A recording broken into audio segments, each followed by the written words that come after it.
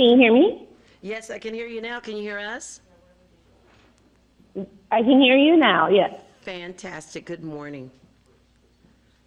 Good morning. Okay.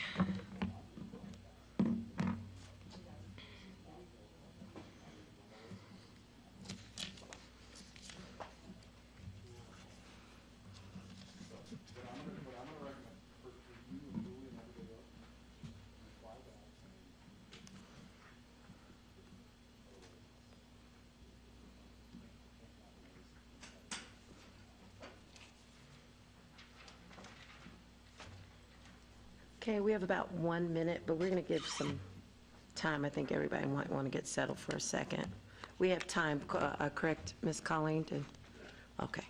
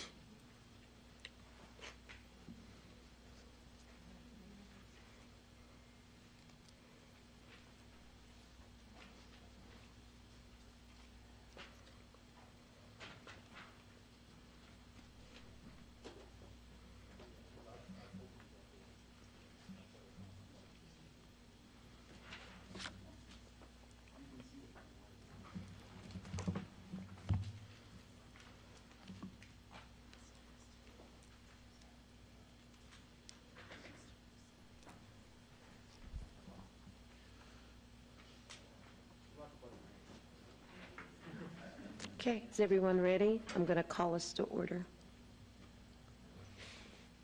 Okay. Good morning, everybody. I'd like to call to order at this time the Community Development Recommending Board for February 8th, 2022 at 9 a.m. At this time, Madam Clerk, would you please call the roll? Chair Miller, Present. Co-Chair Klein, Present. Member McKnight, Member Washington, excused, Member Sales, Here, present. Member Marlin, Present. Member Haddad, Present. Member Harper, Here. Member McKee, Present. Member Box, Present. Member Prado, Present. Member Whittingham, Present. Member Burris. Present. Thank you, you have a quorum. Thank you very much. Moving on to item 2 of our agenda, we have an announcement regarding the compliance with open meeting law. We are in compliance. Thank you very much. Moving on to item 3 of our agenda, public comment. Comment during this portion of the agenda must be limited to matters on the agenda for action. If you wish to be heard, come forward and give your name for the record. The amount of discussion as well as the amount of time any single speaker is allowed may be limited. Is there any public comment at this time? Seeing none, we'll move on to agenda item 4, a report by Colleen Dewigger, our grant program coordinator regarding housing and urban development, HUD, federal grants and allocation of federal funds. Thank you. Colleen Dewigger, Office of Community Services. The City of Las Vegas's grant application process began on October 18th, 2021, with the posting of a request for proposal, RFP, for agencies seeking program funding for the city's allocation of funds for HOPWA, for Housing Opportunities for Persons with AIDS, HOPWA, the Emergency Solutions Grant, ESG, and the Community Development Block Grant, CDBG. The grant funds for each of these programs were designated as 2-year grants, which were designed to provide funds for selected agencies in fiscal years 2022 to 2023 and 2023 to 2024. The approximate amount of funding for HOPWA is $2 million. The approximate amount of ESG funding is $177,000, and the approximate amount of CDBG funding is $806,000. Interested agencies were asked to attend one of 2 technical workshops held on November 4th, 2021. The RFP closed on November 18th, 2021, and the Community Development Recommending Board received eligible applications for review on December 8th, 2021. Over the course of 2 days, the Community Development Recommending Board will hear presentations from applicants who met grant eligibility requirements. Applicants have been asked to make a presentation to the board. 10 minutes have been allocated for each program, which is broken down into 5 minutes for the presentation and 5 minutes to answer questions from the board. This meeting will consist of presentations for the CDBG grant program. At the conclusion of today's presentations, board members will reconvene on February 28th, 2022 for deliberations and award recommendations for each agency. At this time, I would like to ask all board members to disclose any potential conflicts of interest you may have with any of the presenting agencies today. Dave Marlin. I was on the Board of Health of Southern Nevada for 15 years, and I was a founder and a board member of Vegas Stronger, although I'm no longer at either organization. Thank you. Thank you. Any other potential conflicts?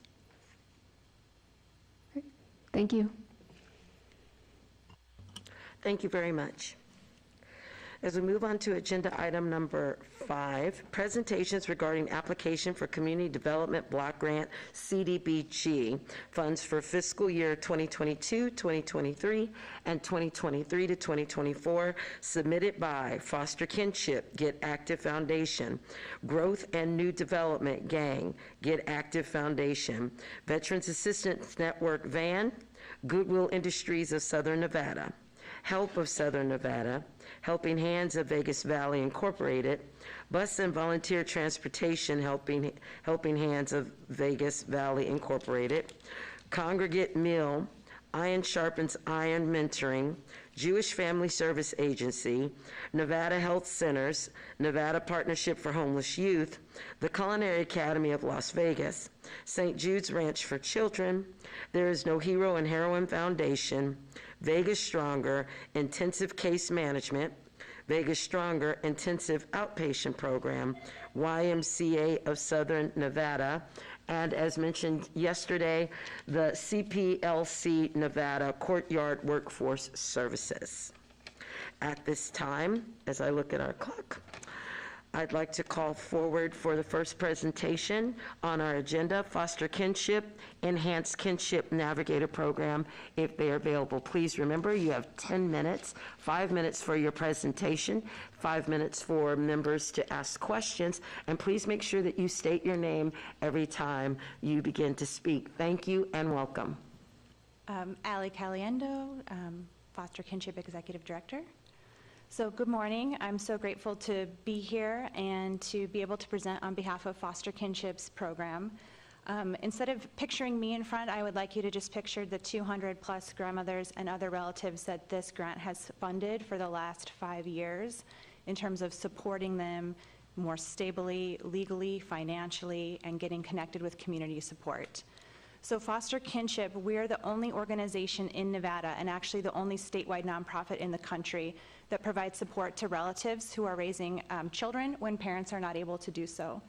And we are very, very grateful to also be an example nationwide of government and nonprofit partnership on behalf of kinship families that just simply doesn't exist in any other state. Foster Kinship makes sure that when children can't be with their parents, they stay with their family instead of going into a traditional foster care placement in our foster care system. Unfortunately, these family members, usually grandmothers, do not have what they need to keep the home safe and stable when they first accept placement during this crisis. Usually it's a phone call in the middle of the night and they're asked to come pick up a child and they don't have anything. They might not even have clothes, diapers, or cribs. So Foster Kinship's Navigator program is now evidence-based to support families. We provide all those basic needs. We make sure that grandma can get legal capacity over that child if that's appropriate. We connect her to all the financial resources available, and then we provide ongoing support. Those are the core elements of our Navigator program. Over the past 10 years that I've been doing this work, I've also been listening very carefully to the 7,000 families that we've served, and one of the things they've been asking for is a break. So grandma needs just a break to go to the doctor, take a nap, maybe go on a date. And so there just wasn't that available. So we recently started some enhanced services to our core model. That includes respite care, where grandma can drop the children off at our safe location with trauma-informed childcare providers and just take that break so that she can keep going. We've also opened a kinship resource center, which provides a lot more access to things like diapers and cribs and clothing. And we have in-home services now where we can go to the family. In addition, the last 2 years, we've been doing some housing support through this grant, and we've helped keep children in their relatives' home who would not be able to access housing in any other program, which does happen, that families can't access all the housing funds that are available, and to stabilize them in the home so that children don't have to go to Child Haven or foster care or wherever else might be available to them. Our goal is to keep them with the family. So I just want to also mention the urgency too with COVID, and I'm a little emotional because I just came off of a meeting yesterday with another family who is stepped up because the parents have died due to COVID. We've seen children come into kinship care twice as often due to death, and it's almost always COVID-related in the last 2 years. Also, the increase of domestic violence, substance misuse. We've had a lot more murder homicides where kids end up in kinship care and not in the foster care system. And so foster kinship has sort of been on the front line of seeing these kids come into family care and needing to stabilize them. So we're really, really grateful for the support we've received in the past, and it's just urgent that we're able to continue to support these families and children so that they can stay out of foster care when it's safe. But we still need the support, and it's more than ever. So thank you very much. Thank you. All righty, and we'll open up if any board member has any question. The chair will recognize you for Foster Kinship Enhanced Kinship Navigator Program. Does the board have any questions? Okay, the chair recognizes Member Whittingham. Good morning. I am Member Whittingham. Your application as presented and as you have verbally presented touches on some very worthwhile services to members of our community. But I will tell you that we look at all the documentation that accompanies your application, including your stated budget. In question 18 on your application, you list in very specific terms 3 categories that the funds will be allocated to.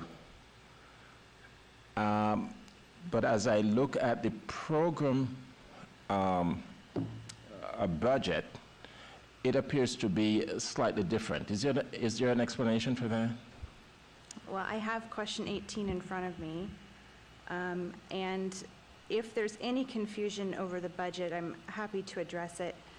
The funds for the enhanced program might look slightly different in a budget layout because the respite care and the in-home services are going to be wrapped up with the personnel in terms of, and then there's the support for the housing and basic needs are in the line item of direct support to clients. So I'm not sure if that's the question. I wish I had. Okay, so specifically, in your program budget, there's $30,000 allocated for salaries and fringe. Yes. Under administration, there's another $5,000, and for program supplies, $35,000. In your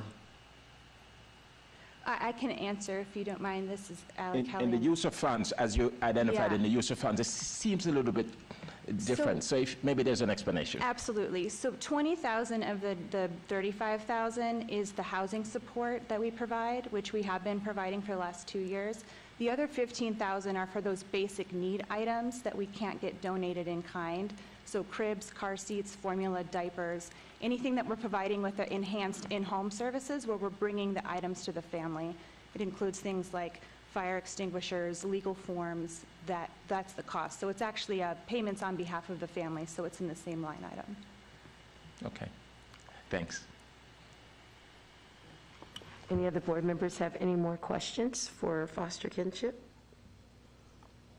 Okay. Seeing none, thank you very much for your time. We appreciate your presentation. Thank you very much. Thank you very much. Thank you.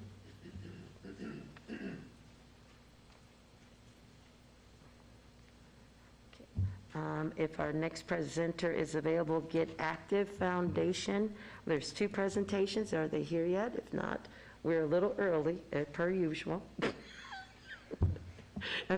Oh, here they come, here they come.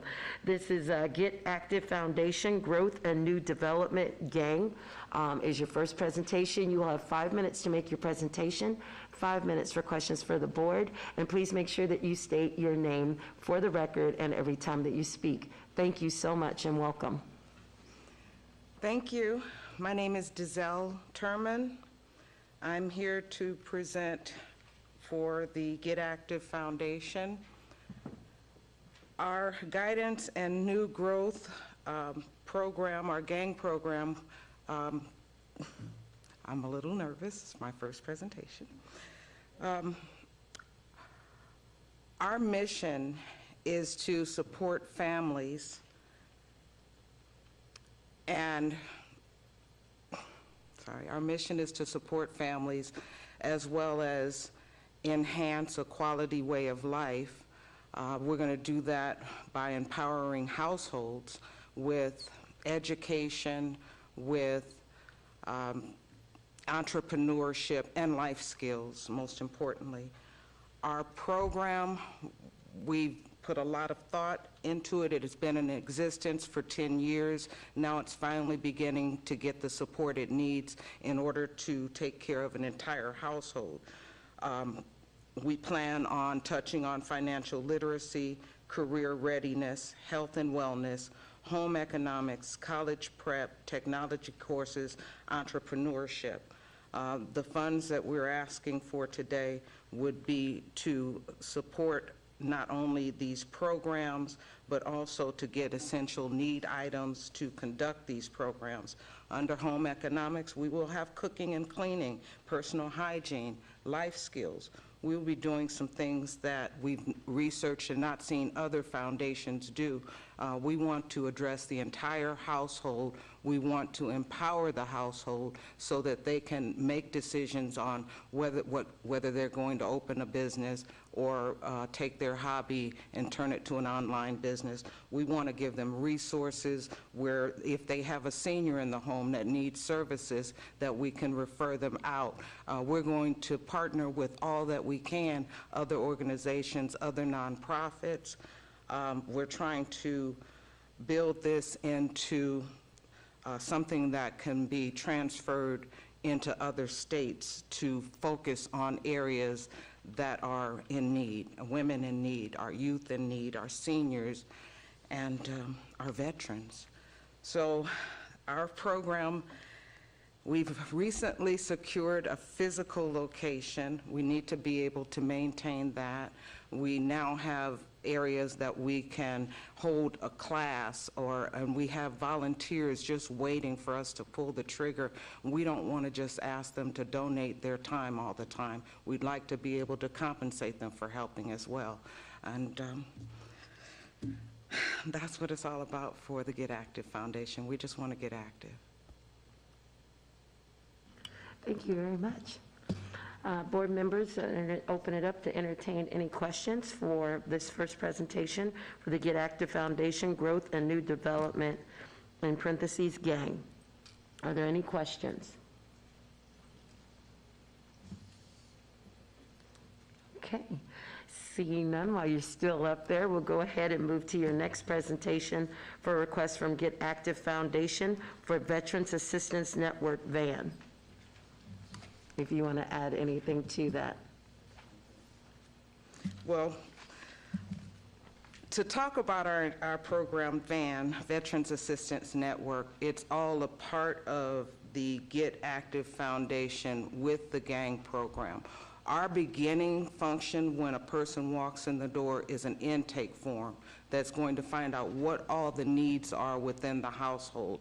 If we have a veteran that comes in, if that veteran is homeless, if that veteran has a mailing address, does that veteran know where they can go get services, additional help?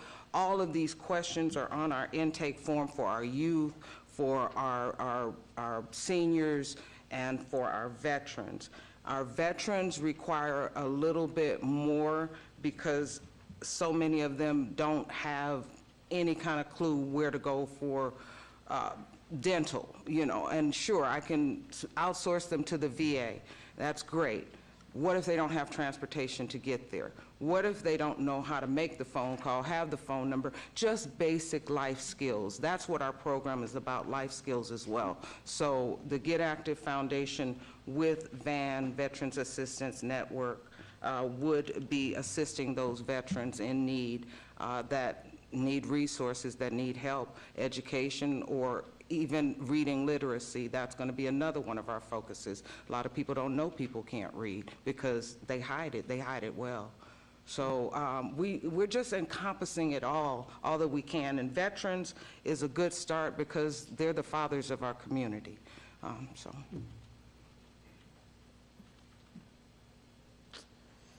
And the money is still going towards the building and the and the programming and the people, and we will again still be doing a lot of outsourcing. We're going to try to unite a community that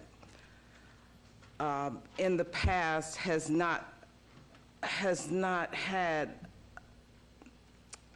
anyone to try to unify it the way we are by households.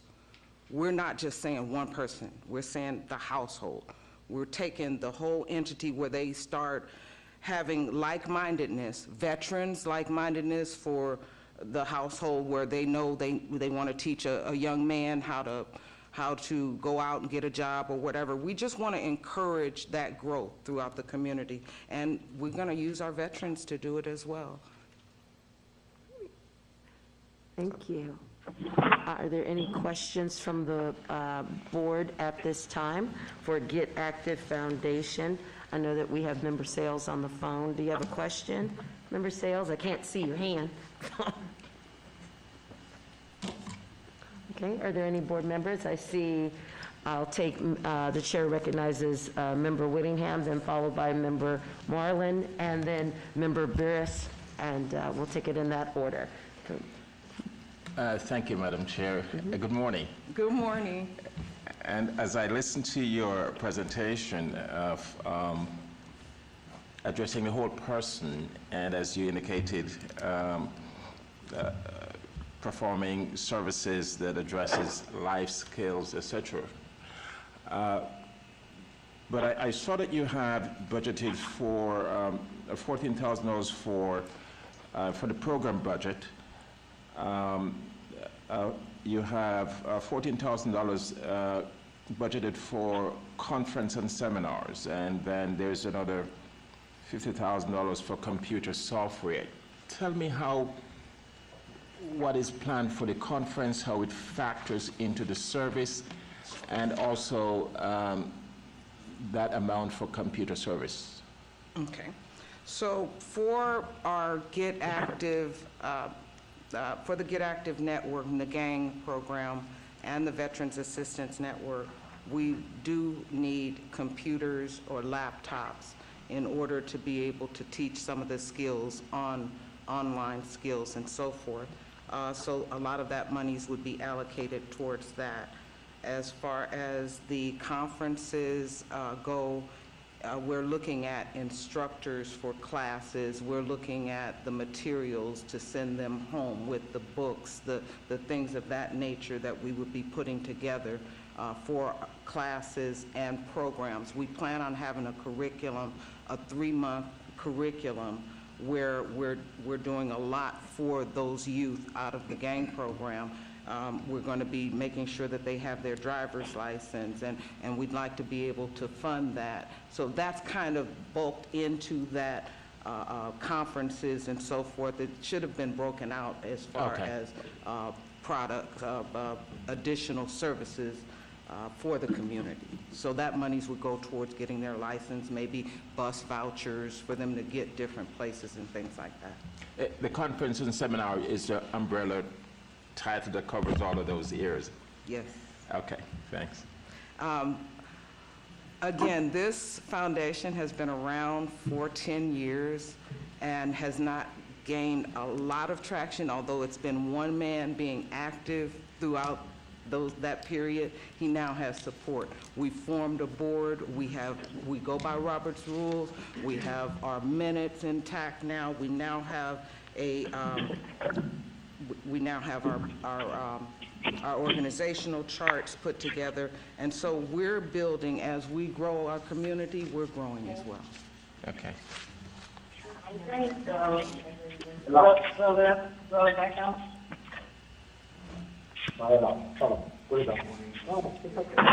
Good morning, this is Dave Marlin for the record, and welcome and thanks for being here. You're doing great. Thank you.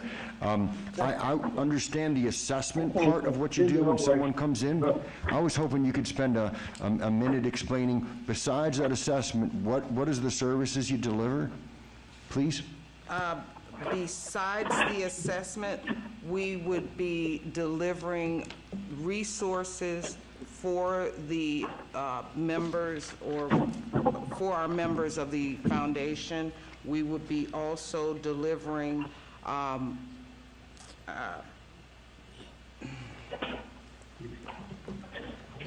the question one more time, I'm sorry. I'm just trying to understand. You explain that people walk in and they meet with a person who does this assessment. After the assessment is completed, I'm trying to understand the services that y'all deliver. Okay, so after the assessment is completed, we have different categories that they fall up under depending on the answers on the assessment. We may end up sending them directly to job employment outsourcing because that's what they need. They don't need any of the other things in between. We might have someone who in their assessment, we've realized that they have difficulty reading or they don't have a mailing address. So this assessment tells us which category they're going to fall into. If we're going to have a shorter list of things to do over here, a longer list over here, meaning are we going to have to take this veteran and make sure that he's registered? Does he have his DD 214? Do we need to assist him in getting that? Does he know where he can go for housing if he doesn't have it? Different things like that. So that assessment tells us what we need to do thereafter. Okay, we just have a little time left over. Member Burris, if you ask your question, please. This is Member Burris. When you said you were nervous, this is my first time here too, so I can relate. This question, I guess, is more for the rest of us in the room. We do have a risk assessment here, and it shows some incomplete information. I think your goal is certainly a good goal, but the messaging lacks some clarity that I think can help us make an informed decision. So is there a way for applicants to get their application pre-reviewed before final submission? Is that a question for our city staff, or staff? Yeah, it's really for anyone who knows. This is Melanie Riley with the Office of Community Services. We don't do a review before submittal. All documents, all questions are required to be answered completely, and it is up to the agency to then accurately and fully answer and submit and complete all of those documents. Okay. Do we provide feedback to applicants that might help them if they go to apply next time? So I actually have Melanie Riley with Office of Community Services. I have been working with some of the agencies who did not submit all of those additional documents, and I've been giving them time to, I've been working with them and giving them time to submit those to me before deliberation on February 22nd. We give them either a award or, of course, a notification of non-funding. And then they can certainly ask any questions about the application, but we don't typically give specific feedback based on their application submittal unless requested.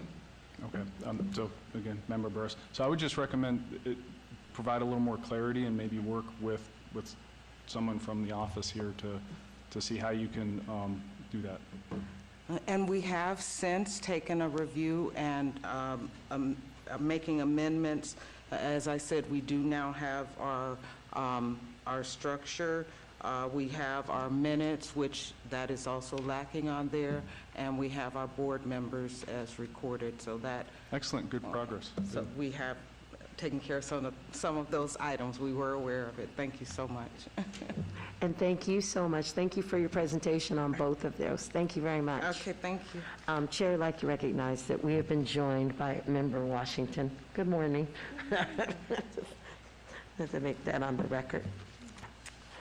All righty. Okay, and we're going to move, if they are available, we're a little ahead of schedule. I'd like to call down Goodwill Industries of Southern Nevada, Workforce Development Services. If you're present, please join us at the podium. Please remember, you have 5 minutes for your presentation, and then 5 minutes of questioning from the board. Please make sure that you state your name as you speak, as it goes on the record. Thank you so much.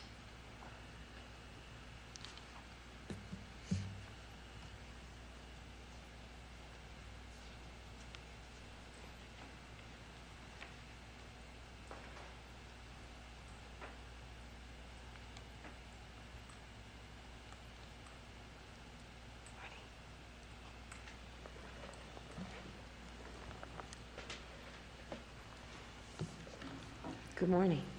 Good morning, and thank you for having us today. My name is Bonita Fay, Director of Career Services, Goodwill of Southern Nevada.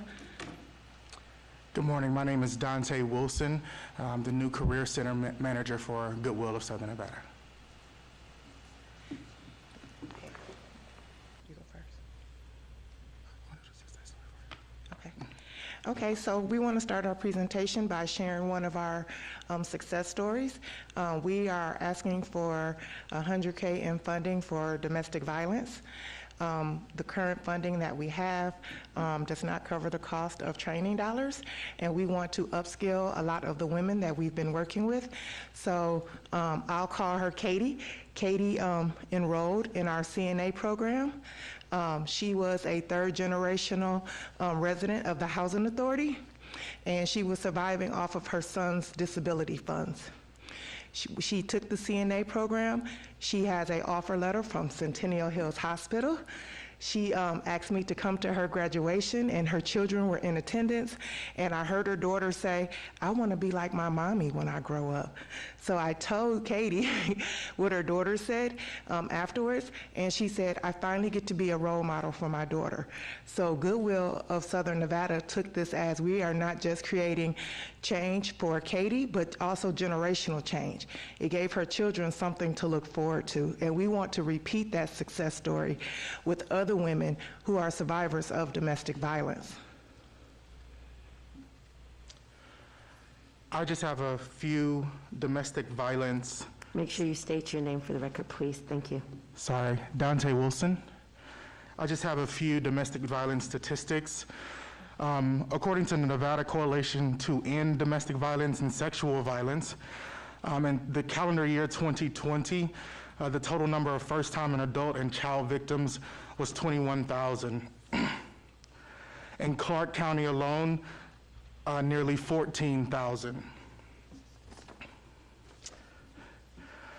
Those who are experiencing different types of abuse of it, physical abuse is about 71%, and emotional and verbal abuse is about 95%. I wanted to share also some of our marketing strategies and reaching out to this very vulnerable population. Of course, we have our domestic violence shelters here in Clark County that we'll reach out to, but as we know, we don't have nearly as many beds. Right now, the domestic violence hotline gives resources to shelters, legal aids, support groups, residential and non-residential services, and legal representation. We want to be able to contact that hotline and have them give employment and training resources. And of course, Goodwill would be at the top of that list. As we know with domestic violence, you know, some of the times it's about self-esteem, nowhere to go. And we believe that with employment and training, we can move these both male and female victims, survivors, into a better situation. And so we're before you today asking that you approve our application for the 100K. Katie's training costs $5,000. And currently, our former grant was $50,000, and 50% of that went towards staff salaries. And what we found out is that because we're only there part-time, we were not able to meet with a lot of the women, and our schedule was not conducive to meeting the needs of the centers and also the residents of the center. And so we would like to have a full-time staff member that is a mobile career coach that can go between shelters and be on site full-time to meet with the women so that we can get them enrolled as soon as possible. Shade Tree and also Safe Nest have been closed due to outbreaks of the pandemic, and so it has limited our enrollment, but just like last year, we are rallying. This week alone, we have had 10 enrollments. Thank you very much. So I will open up the floor for any questions from board members right now for Goodwill Industries of Southern Nevada Workforce Development Service. Does any board member have a question? And the chair recognizes Member Harper. Thank you, Madam Chair. Good morning. Goodwill has a wonderful name in our community. Thank you for being here, and thank you for this application. My question has to do with Goodwill's performance in reporting to the city. The programming is fantastic. What my concern is whether or not the city's protocols for reporting can be cleaned up and going forward. I can go through the items, but I'm fairly confident that you must be aware. I am absolutely aware, and thank you for that question. We absolutely are working on cleaning up the reporting. The challenge has been the pandemic. And so sometimes we can go on site and then they'll say, we're not having visitors back on site for 6 weeks. And they put all the residents into hotels and we're not allowed to visit them. And so now they have released those women. And so the scheduling that the city has, although respectfully, it is not conducive to our enrollment and expenditures because we're expected to spend a certain amount in a certain time frame, but as the pandemic ebbs and flows, it kind of works against us. That's understandable. The city is in a difficult situation itself. It does not, so the protocols that it has is not because this is what the city is deciding to do. It's accountable to the federal government. And so whatever needs to happen on the organization's end to increase communication so that there's an understanding so the city can be as flexible as possible, we would appreciate. Thank you, Madam Chair. Member Willingham? Thank you. Yes, sir. Whittingham, sir. Thank you, Madam Chair. Good morning. Good morning. So just so that you know, for us as members of this board, we look at all the documentation you submit in support of your application. So in addition to your verbal presentations here, we look at documents. In this case, I'm referring to your program budget. And we also look at your agency budget as well, because you are part of that agency, right? And you submitted the agency budget as required documentation in support of your application. As I look at your agency budget, there seems to be a significant gap between the funding, projected funding for the period, and your projected expenditure. In that, it shows that for funding, I'm not sure if there's some that were left out, but it shows that your total funding for this period is $1,260,000, but your expenditure is $34,844,700 and something. Is there an explanation for that anomaly, a gap? Absolutely, there is. Goodwill, as you all know, our funding, we are a social enterprise where we self-fund through our retail stores. And so we have matching funds that we cover that gap for individuals. We have recently received funding from Sandy and also the NIA grant that we plan on also using as matching funds, as well as the internal goodwill funds. And so our stores, last year, we had $1.3 million that they committed to mission services, which is where we provide the workforce development funds and training. Okay. Chair recognizes Member Haddad. Thanks, Patricia Haddad. So first, thank you guys so much for the work that you do. I think it's really incredibly important. Just wondering with your service delivery, so wonderful woman got her job as a CNA. Is there ongoing support that's provided to her? Sort of what does the relationship look like from there? So the ongoing support is we follow our participants for a year, and we offer supportive services. She received child care assistance. She also received, we purchased her scrubs, her shoes needed, her stethoscope, and those items. And so she can reach out to us over the next year. But even beyond that, because with our new Chief Mission Service Officer, Karen Marwin, coming on, we have changed our philosophy to Goodwill for Life. So she wanted to come back and upskill and take a medical assistant training or a pharmacy tech training, which the hospital offers 100% tuition reimbursement. But we could shorten that process and pay for that training for her. All righty, thank you. Thank you so much for your presentation. We appreciate your time. Thank you very, very much.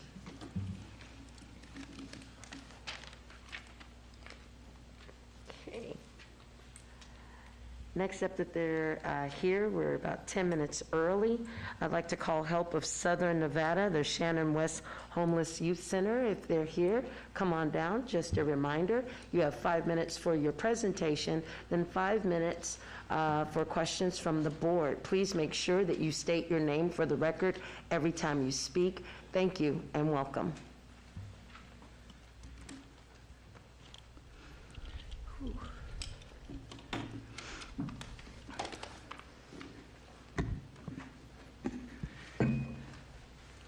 Good morning. I'm Fulala Riley, the President and CEO of Help of Southern Nevada. And with me today is our CFO, Shelly Torres, and our Grants and Compliance Manager, Ridge Clarity. And we are here today to talk about our Shannon West Homeless Youth Center. The city has had a long history of supporting the programming. Just as a reminder, Shannon West is a 150-bed facility for 16 to 24-year-olds that find themselves homeless or at risk of becoming homeless. And it's referred to as a shelter, but it also plays as a transitional living. Youth can actually stay there from whenever they arrive till the night before their 25th birthday. The only thing we ask is that they make progress on their agreed upon individualized service plan. So our request is for $120,000, and it is to serve 112 youth. You may notice that we're asking for more money, and it's the same amount of youth. I'm here to share a couple of the issues that have brought us to asking you for more money for the same amount of youth. I'm sure everyone here has incurred some increased expenses in operating daily businesses. Shannon West is no different. Additionally, we've encountered, particularly with staffing, we've encountered where we have had to increase pay to retain and or acquire staff. We also have experienced with the pandemic, we've had to pay a lot of overtime due to illnesses, required quarantines, bereavement leave, and in some cases, permanent replacement of those employees that passed away. So here is our ask. We still provide all the services that we have provided. Some of our operations during the pandemic had to change a little bit, including recently we had to acquire a security firm to help us with overnight security for the youth center. And I'm open to questions. That was good. You had about 2 minutes left, but that was good. At this time, I'll open the floor for any questions from board members that have any questions for our Help Us Southern Nevada, the Shannon West Homeless Youth Center, and I see the chair recognizes Member Harper. Thank you, Madam Chair. Wesley Harper for the record. Thank you for being here. You all do great work, and I'm impressed with your contribution to our community. I have two things I want to bring up. One I'll mention, which is the reporting to the city. I assume that you're aware that reports have needed to be corrected as they come back, and I'm also believing that you're going to address that going forward. Okay, so my second question has to do with the amount that you're requesting. Understanding that the request is about salary and fringe benefits, wondering if a partial award would be of benefit, and would that affect the number of clients you could serve? Yes, and yes. Okay. Any details to that? So we'll be frank, the 80,000 didn't cover the 112 that we served. It didn't. So this is also right-sizing the ask for how it actually costs us to provide. Okay, and so just for clarity, in order to provide the level of service or to reach the number of clients you are proposing, this 120 is what is necessary?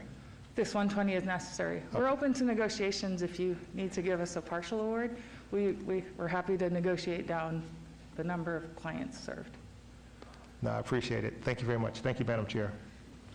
You're welcome. Chair recognizes Member Washington. Good morning, Member Washington. For the record, you mentioned that the increase is also due to salaries and what have you, which is completely understandable. I'm looking over at the agency budget, though, and the salaries and benefits projected for 22-23 is actually lower than 21-22. Is there a reason for that? For our benefits across the agency or for Shannon West? Salaries and benefits across the agency went down about, it looks like about 3 million, maybe.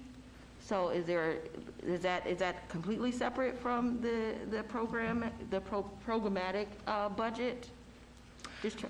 So if it's, what are you? Yes, my name is Shelly Torres. I can answer that. Okay. So we were very conservative with the 2022 and 2023 budget because this year we have a lot of one-time funding. And we also had a $5 million donation so for a certain program. And so that was why everything went lower. We were just very conservative in our actual agency-wide budget. Okay. Follow up, please. Please, go ahead. I just wanted to follow up and say, I think that is important to be conservative sometimes when we're not sure where our funding is coming from and what that's going to look like, but also making sure that now and in the future that you always ask for what you need, and overage, because I can imagine during this pandemic or otherwise that there would be more need than not. And so instead of shortchanging yourself, we worry about the end on the end, but make sure you're letting us know exactly what you need in order to do your job successfully. Chair recognizes Member Whittingham. Very quickly, in the interest of time, in question 19 on the application, which addresses the need for your program, you cited some data from the National Runaway Safe Line to support your program. My question is, do you have specific data relating to Las Vegas? For runaways? Yes. Yes, not at my fingertips, but that's something that we've always entered into with local municipalities and conversations about that. So we often go to the regional folks to ask for that. But you don't have that information, since the program that, or the funds that you're asking for to support your efforts here locally. So my question was specific to, as much as the national data is used, my question was, do you have specific data that supports the runaway here in Vegas for the age group that you are asking to support? Can I answer? Yeah. I'm Ridge Clarity, Grants and Compliance Manager. That statistic was used, but we have local numbers. They, during the homeless point in time count, I believe there were 489 youth that were unsheltered. When they do that count, they don't specifically ask if they're runaways or throwaways or whatever else the situation may be. Typically, when I write the grant, I write and give an overview of what the nation is experiencing and then go into the local. So, as I said, in 2021, the homeless count, there were 489 homeless youth unsheltered. This year, the count has not occurred. It was postponed due to COVID. I believe it's happening at the end of February. Melanie can probably let me know if I'm right or wrong on that. Does that help? Yes. Thank you. Thanks. There is an assumption that some of those 489 are runaways, but I understand. All righty, thank you very much for your time. We appreciate you. Thank you very much. Thanks. Have a good day. You too.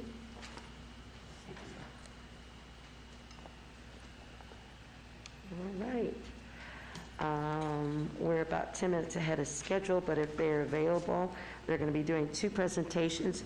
I'd like to call down Helping Hands of Vegas Valley Incorporated.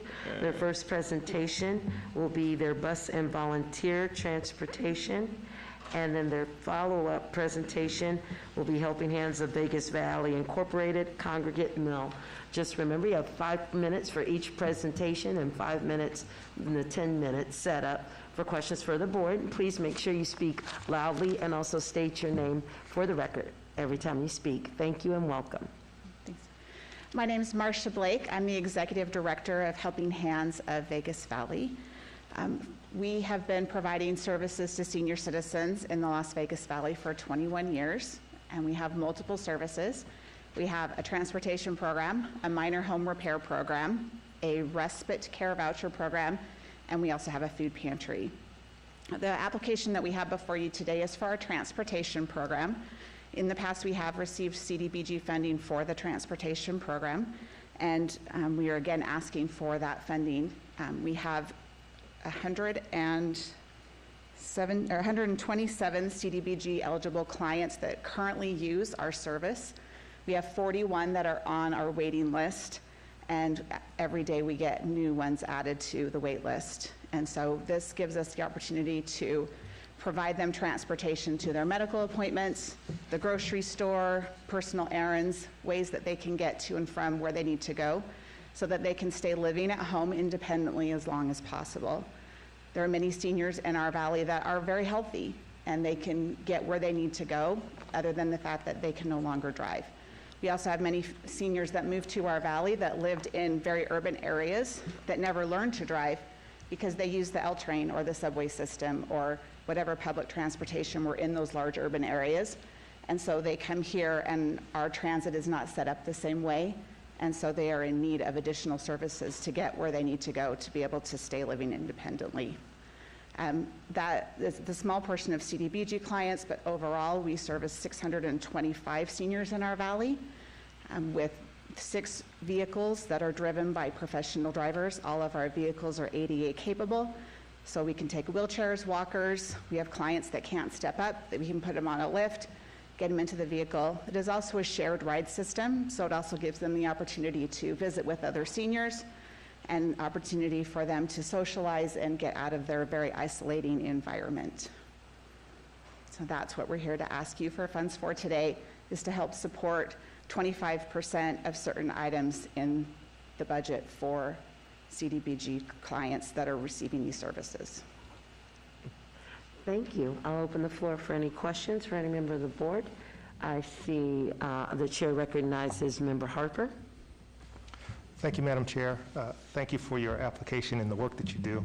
I just want to give you an opportunity to speak to the organization's performance in the programming the last time it received funds.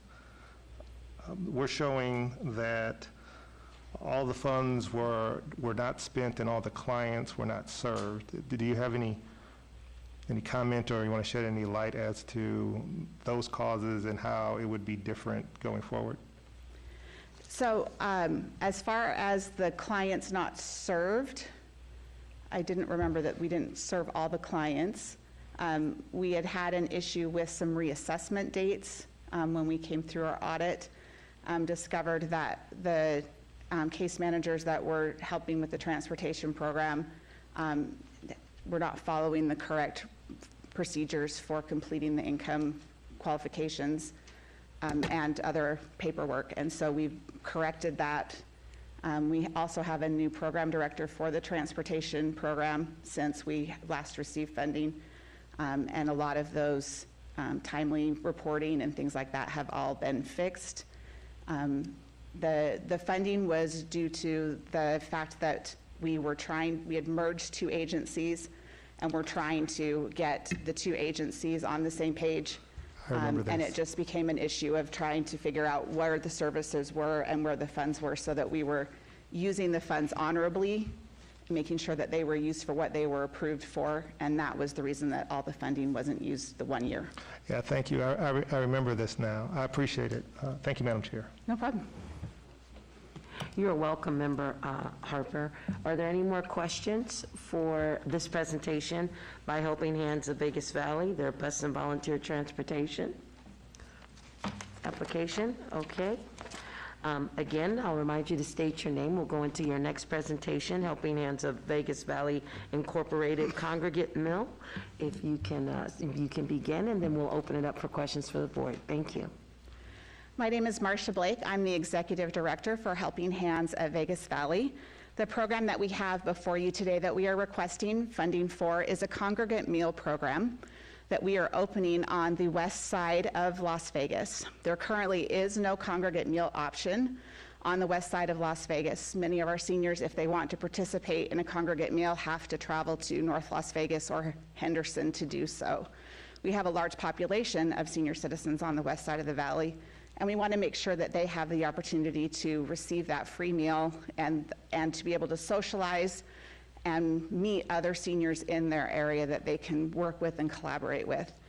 During the pandemic, we found many seniors that had been suffering in silence. One of the reasons we call them the silent generation is because that's what they do, is they just figure this is life and this is how I have to live. Many of them are proud. They don't want to ask for help. But because of the pandemic and so many people were asking for help, we were able to find a lot more seniors in our valley that were willing to take our help. During the pandemic, we offered groceries through our food pantry, but we also found a need for those seniors that really have struggled to prepare their own food. The Meals on Wheels waiting list was over 1,200 people long because they didn't have the capacity to deal with all of these extra people that all of a sudden now needed this service. So we started a home-delivered meals program in the valley, and we also started a home-delivered meals program in the rural areas. And the plan is to take a lot of those clients that are on our home-delivered meals program and invite them to participate in this congregate meal where they can include and additionally get that socialization opportunity. We're working with a company called Elior out of California, who will be the company that comes in. They're purchasing the building, they're providing the food. They run many congregate meal programs in California, and this will be their first one in Las Vegas. And then we, as Helping Hands of Vegas Valley, will run the program. In addition, we'll be able to help with some meals that are delivered to the home, so it won't just be at the congregate site, but we'll be able to deliver to those seniors that lack that access to transportation to get to the meal. Because of the location, we're estimating that 50% of the 200 clients we plan to serve in the beginning will be Cdbg eligible. We don't know exactly until we open the program and get things up and running. Thank you very much. Are there any questions from the board for Helping Hands of Vegas Valley Incorporated Congregate Mill? Seeing none, thank you so much for your presentation. Thank you.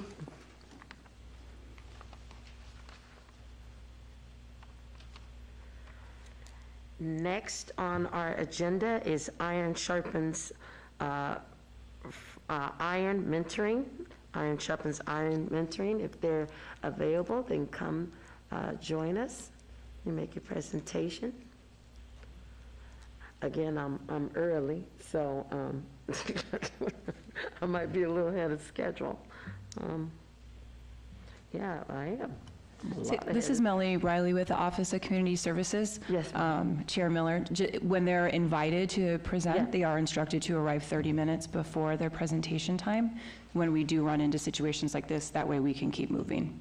Okay, am I flexible enough to move forward if one of their, on our agenda is in front of them? Do I have that flexibility to do that? Deputy City Attorney Chris Levy-Gelke.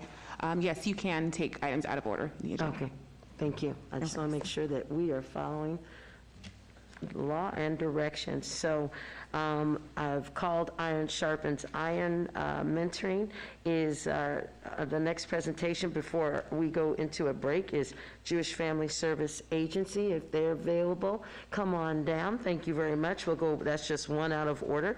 We'll jump ahead to Jewish Family Service Agency, Senior Lifeline Case Management. Again, please make sure you speak into the mic and state your name. You'll have 5 minutes for your presentation, and in 5 minutes, questions from the board, and welcome. Thank you. I'm smiling under here. Thank you for You taking can me. remove that while you're speaking. That's not, if you're comfortable doing so. Oh, I can take them out? Yes, while Oh. you're speaking. Yes, ma'am. Yes, that's much better. Thank you. My name is Lisa Popowski. I am the Director of Senior Services at Jewish Family Service Agency. We are here requesting $140,000 to fund the case management, part of the case management program for our Senior Lifeline services. Senior Lifeline services have been operating for over 15 years. They are a comprehensive network of senior services designed to keep seniors independent in their own homes. All of the services in Senior Lifeline are leveraged through a case manager. Every senior is assigned a case manager that helps them to be enrolled in the programs that we have, which are either homemaking, transportation, medical and prescription assistance, senior companion, and food delivery. Those are the in-house services we offer to seniors. And case managers also work collectively in the community to connect them with any services that they might need outside of JFSA. In the past 3 months, we have actually taken over the state homemaking program. The state is no longer offering that service, and JFSA has taken that over. So we have had an additional 150 about clients come on into our Senior Lifeline program. We have historically, we have spent all of our funds. We are spent in a timely manner right now. We have always exceeded the units, the number of clients that we have been asked to serve. We have about 185 clients currently on the waiting list right now, and we estimate that probably about 30 to 40% of those clients live within the CDBG area. Our audits from CDBG have always been exemplary, and we ask that you continue to fund this program, which helps hundreds of seniors in the city of Las Vegas. Thank you very much. We'll open up the floor for any members of the board that have any questions for Jewish Family Service Agency, their Senior Lifeline Case Management. Chair recognizes Member Whittingham. Madam Chair, thank you so much. Hi, good morning. I'm Member Whittingham, and I have two questions, and I'll start with the last point that you made regarding your audits. Always being exemplary, and maybe I just need a little bit of clarification. According to the information that we have, your audit for 2020, I think it was a 2019-2020 budget, shows significant differences in your 2019 financial statements. What were they, and what have you done to address those? I'm sorry, I didn't quite hear or understand that question. Based upon your audit, the audit report that I have seen, it shows that there were significant deficiencies in your 2019 financial statements. And so my question is, what were they and what have you done to address that? Or do you need to maybe refresh or maybe review the audit as it? Right, I believe that to be an error. I don't believe that we have had significant deficiencies in our audit. Okay.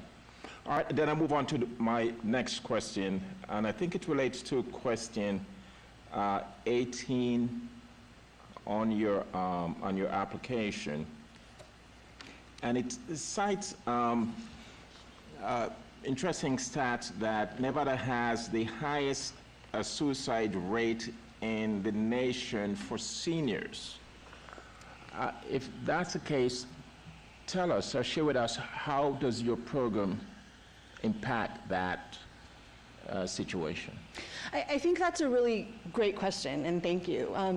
Because I believe that many programs or many services that are provided to seniors don't include the intensive case management program that ours does. So that each senior is assigned one specific case manager that works with them, has contact with them a minimum of every 3 months, goes into their home a minimum of every 6 months, and actually has that connection and that bond. That senior then has the opportunity to have a designated contact person if they have any sort of needs arise or they just want someone to talk to. During the pandemic, we really saw that many of our seniors were very isolated, and so the case manager spent a good deal of time really just talking to seniors and talking through things. Our case managers go through a suicide prevention training on an annual basis, and they know how to identify resources within the community to get those seniors linked up with that resources for them. Is your program configured in such a way that you could perhaps identify any statistical data to show that your program has in fact reduced the potential for seniors committing suicide? We have not done any research or have any statistical data on the suicide reduction rate. Okay, yeah. Thanks. All right, the chair recognizes Member McKee. Member McKee here. I had no idea, so I want to thank you for pointing that out. Our seniors are very, very prized people in the community, and I had no idea that we were losing them right and left due to suicide. And so thank you so much for bringing that to our attention. Thank you. Okay, I don't see any more questions, but thank you very much for your presentation and your time. Thank you very much. Members, I'm looking at my my timepiece here, and I'm way above schedule. And one of our groups has not shown, and they were scheduled at, am I reading this properly, at 10:20, so they have 4 minutes, right, left. Then city staff, what do we do at that point? We just go ahead to our planned break and see if they come back through, or how does that work, ma'am? Melanie Riley with the Office of Community Services. I would say we could take an early break now and then could come back earlier from that scheduled time at 10:55. As I would imagine that Iron Sharpens would be here by then. And then as I said prior, the agencies are instructed to actually arrive 30 minutes before their scheduled time. So when we do get early, we can keep moving. Thank you so much. Appreciate that, staff. It is now 10:07. I'm going to call for our break right now and ask that all members be back at 10:45 so that we can complete our agenda. Thank you very much for your time. We stand adjourned.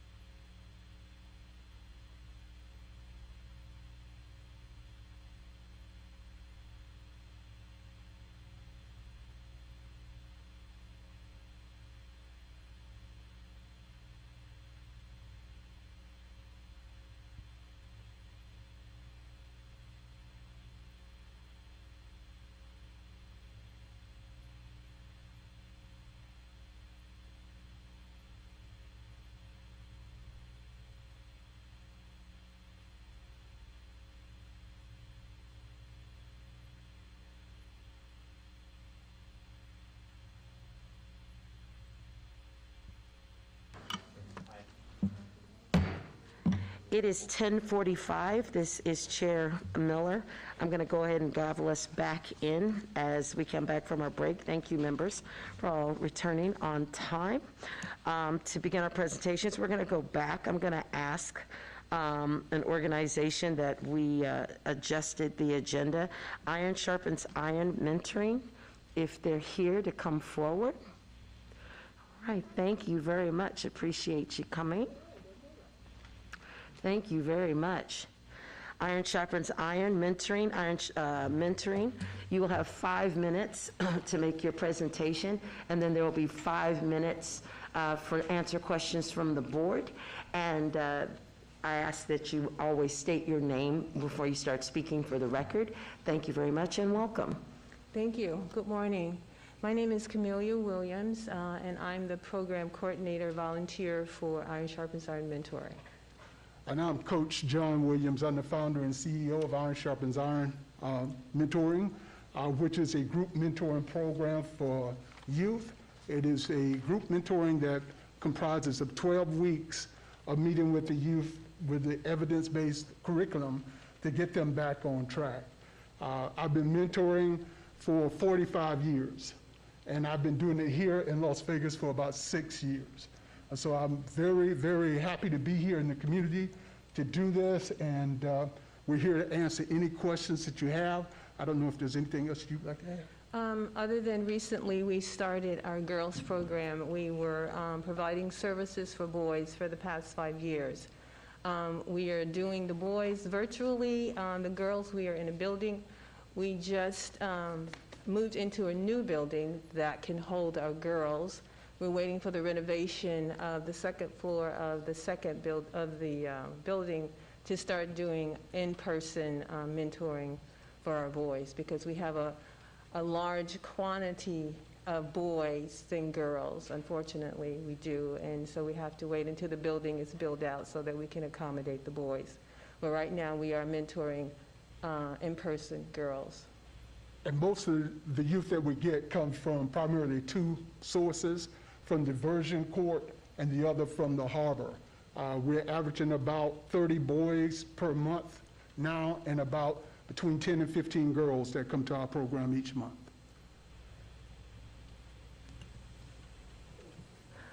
Thank you very much. With that, I'll go ahead and entertain any questions from the board. The chair recognizes Member Harper. Thank you, Madam Chair. Wesley Harper for the record. Hello, Coach. I know the work that you do. I admire what you've done. I've seen some of the results of your program. I know it's real work. I know you're making real change. The challenge that I see in the application and for the program has to do with the responsibilities that the city, frankly, has to the federal government. The work that you're doing is working. That's not at issue. And funding it would benefit the community. That's also not really a question. It's how it's structured. The evidence-based program, One Circle Foundation, Boys Circle, these are, the challenge with that is they don't have the kind of objectively measured outcomes that the city is going to need in case it has to account for how the money was spent. In a type of federal audit, there's going to be questions like, was the money spent as intended? Was there financial waste? Were financial expenditures properly recorded? Was there data-driven evidence-based program at the core of the activity? Was it followed, et cetera? I guess I have a suggestion. The suggestion is that there are evidence-based programming that is grounded in these researched results that you may want to model your approach by. The things that you do that create the outcomes essentially is coming from who you are and what you are. That you'll be able to interweave into whatever evidence-based approach you choose. But we need that as a basis in order to justify the funding. It's not about the city and the city's money. It's about all the federal programs that the city is engaged in. If it looks irresponsible in the stewardship of funds, no matter what the situation, it jeopardizes the other $60 million the city gets per year. So I'm putting that out there as more of a comment, more of as a fan of you and the fan of the results you get. I want to be able to confidently recommend supporting what you're doing because I've seen the results of what you do. That's just my suggestion, and you can feel free to respond to that or not really a question, but I wanted to give you that feedback. That particular program and curriculum that we're using is one that was suggested by DJJS. It was done because it is something that is duplicatable. It's something that I can train my mentors and make sure I can get consistent results based on the activities, what they do. Also, we track the young people that come into the program, the results that we get from them, and check on the recidivism rate to make sure that we are being impactful. Now, because of COVID, it has kind of changed the numbers some, but we're still getting good positive results and stuff, and we're always open to look at other curriculums that may be more impactful, but this has worked very well for us so far. And again, I say I've been doing this for 45 years, so it's one of many curriculums that I rely on. Yes, sir, and I'm not going to debate with you because I know that you know what works. I appreciate it. Thank you, Madam Chair. Are there any more questions from members of the board? Chair recognizes Member McKee. Member McKee here. In your program, how long do they stay with you? They have an option after graduation to become peer mentors. Peer mentors allow them to stay with our program indefinitely. Ideally, we'd like to keep them for 1 year. That is why we bought the building or rented the building. The space allows us to keep them in the building for a year doing tutoring and other things. And they are also, as peer mentors, helping us with the programs to communicate with other kids their age. That's awesome. Chair recognizes Member Washington. Member Washington, for the record, thank you. I just wanted to get clarification. You had talked about adding girls to your program and some online and some not. Just wanted to understand why some were online, why girls were online, or whichever one was online, the other one were in person. This is not a residential facility, correct? No, okay. It is, the address is 1300 South Jones Boulevard, Suite 150. The reason the girls are in-house is because they're smaller numbers. And with them, we can have the proper spacing. We can have everything that we need. Once the building is built out upstairs, then we will also have that for the boys. It is being renovated right now, and we're hoping in 2 months that it'll be complete, and we'll have the whole program in-house. Thank you very much for your presentation. Thank you very much. Thank you. Thank you. All right, and we're starting a little ahead of schedule. At this time, I'd like to call down Nevada Health Centers for the Las Vegas Outreach Clinic Housing Assessment. If you will come forward. Please remember, you have 5 minutes for your presentation, 5 minutes of questions from the board. Please make sure that every time that you speak or answer a question that you state your name for the record. Thank you very much and welcome. Thank you, and thanks for having me. Good morning, members of the board. My name is Samantha Ford. I am the Vice President of Regional Operations for Nevada Health Centers, the Las Vegas area, and our Amargosa site in the organization. Nevada Health Centers is the largest FQHC in the state of Nevada. We provide an array of services from primary medical services, dental services, pediatric services, behavioral health. We also offer other services such as mammography, mobile mammography services, as well as our Healthcare for the Homeless program, that the application you have in front of you today. Our Healthcare for the Homeless program is our Las Vegas Outreach Clinic. It is located at the Salvation Army in the Homeless Corridor. We've been operating our Healthcare for the Homeless program since 2001, and we've had some major successes with the health outcome for our patients. Our Healthcare for the Homeless program currently has 6 staff members, 1 physician assistant, 2 medical assistants, a front office representative, an LCSW, and an outreach caseworker. They provide, along with medical services, transportation services, referrals, that's internal and external referrals, chronic case management, as well as needs assessments. And what we're here today is to request funding for $100,000 to offset costs for salaries, and as well as patient services to increase and enhance our housing assessment program. We would like to implement that at the clinic level. We have an outreach caseworker that joined our team in August of 2021. And this individual had experience with documenting in the health HMIS system, providing additional services for patients relative to housing. And it was very beneficial to our patients because, as you all are aware, health outcomes really are improved with a patient's ability to be stable, especially for some of our diabetic patients that are living on the streets and encampment. Our outreach caseworker had in collaborations with other homeless service providers, was successful with housing 25 of our patients. And we noticed that there was some increased accountability for their health care, as well as better health outcomes. So we'd like to implement this at the clinic level. Some of the additional information relative to the team is really wrapped around the number of patients we're able to see a year. Last year in 2001, from January to October, we saw a total of 2,798 patients. 767, I believe, were all unique patients.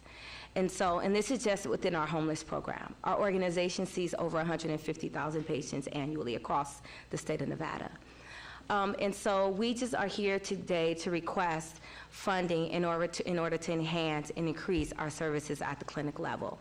We are also slated to move into the new building in the homeless corridor, which is the Wellness Center, sometime the second and third quarter of next year. We're very excited about that.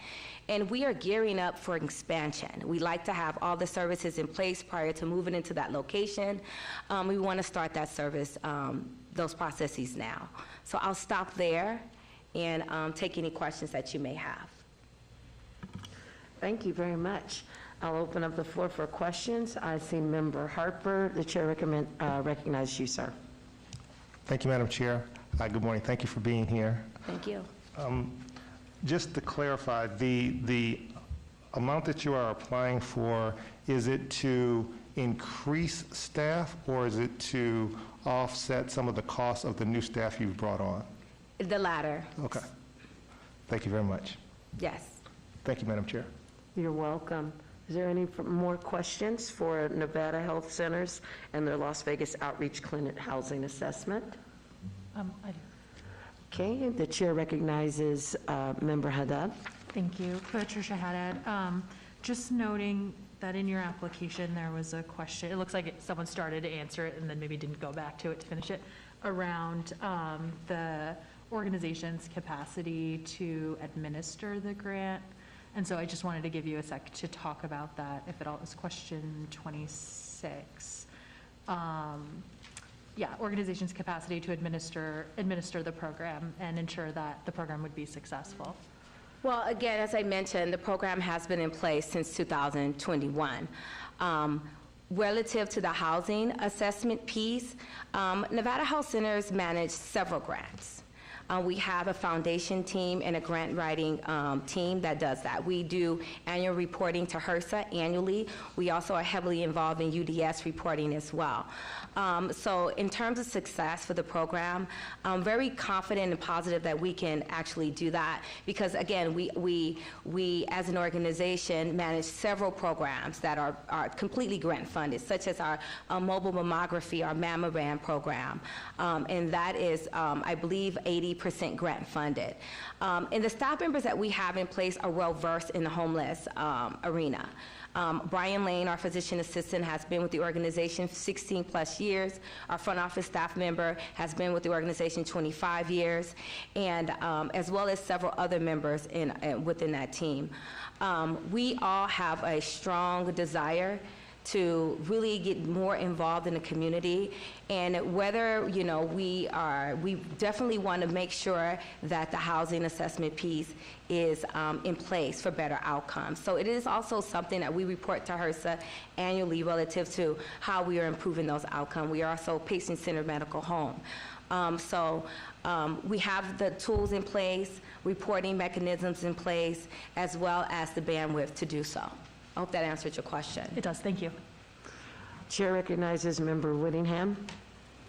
Thank you, Madam Chair. Very quick question for you. As you discuss the years of service that you provide to the community and how you're measuring the outcome and success of your program, I suspect you also do a satisfaction survey, client satisfaction survey. Yes. Can you share with us, perhaps, from your most recent client satisfaction survey, a concern that was represented on any of those surveys by your member, one of your members, and what was that, and what did you do to address those concerns? Absolutely, and thanks for that question.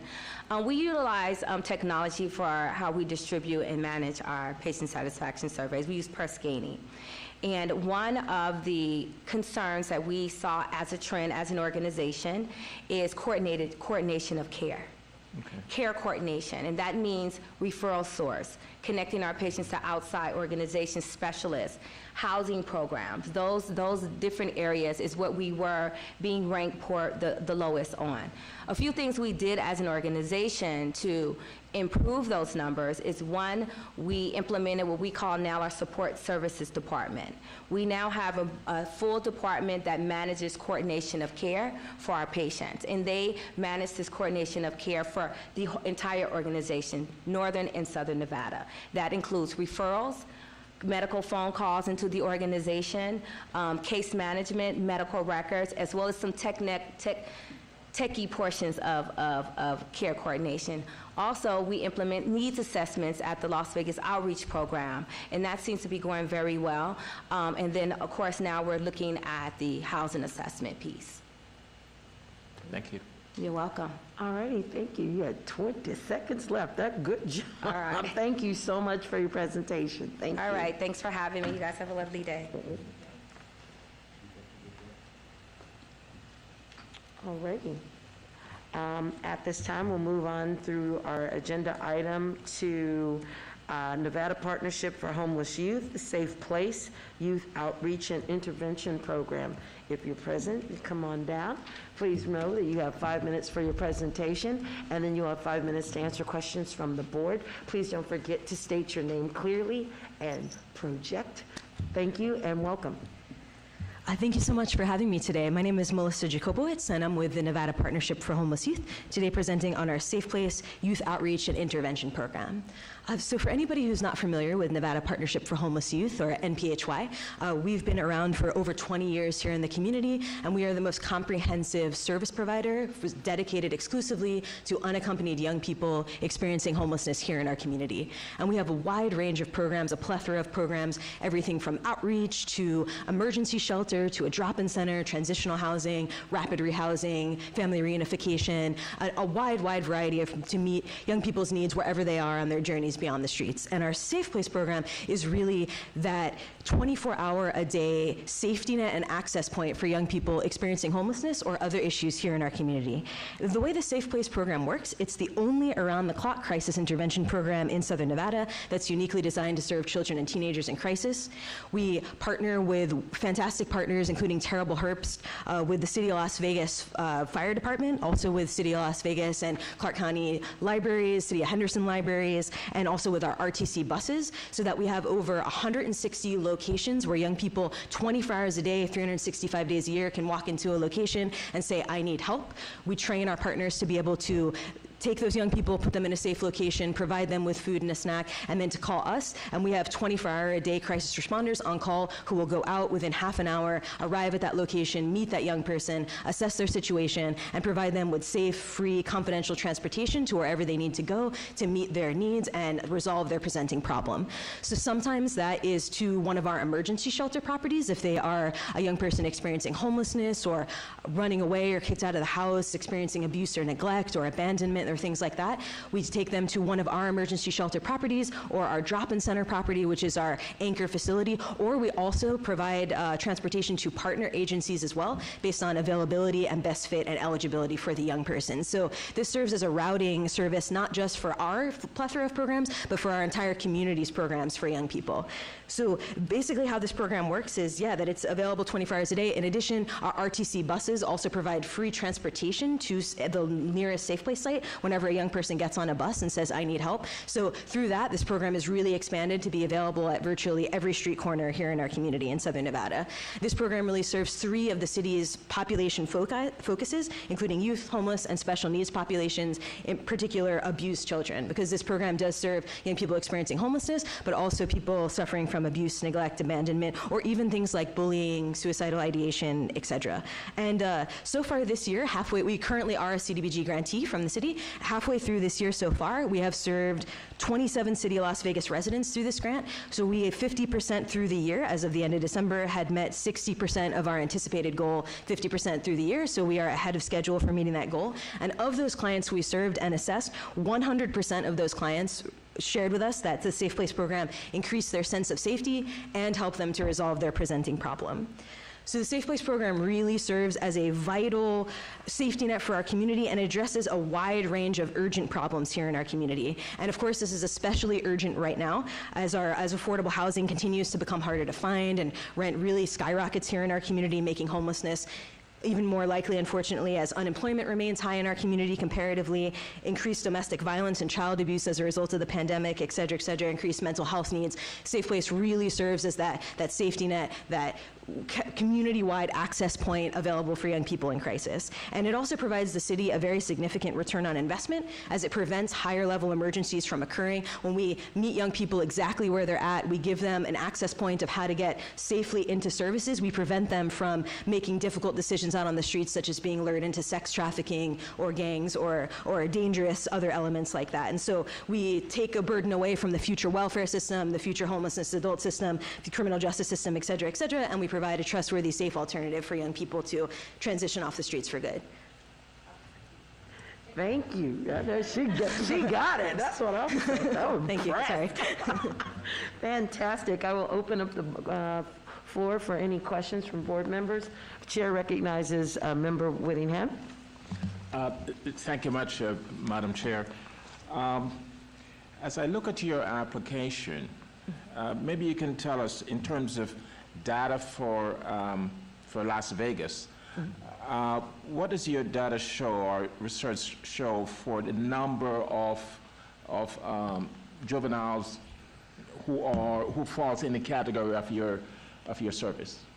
Sure, yeah. So obviously when it comes to young people experiencing homelessness, it can be complicated, right? Because they can be living in transient situations. They can be staying with a family member and then staying with a friend and then staying with another relative. And so it can be a little bit difficult to really exactly, look at that. But when it comes to this year so far, so this year through the Safe Place program overall, we've served 132 clients. And of those clients, 27 have been City of Las Vegas residents. So we definitely are serving young people throughout Clark County, but our goal through this grant is to serve 45 City of Las Vegas residents. And, but it's really, really important because of the transient nature of young people experiencing homelessness or running away or being kicked out to be able to have that safety net available beyond just the city so that young people who are staying in city residencies, our federal government allows young people the right to stay at the school of wherever they came from if they're experiencing homelessness, right? So there could be young people living in the city who might be going to a school outside of the city, or there could be all kinds of,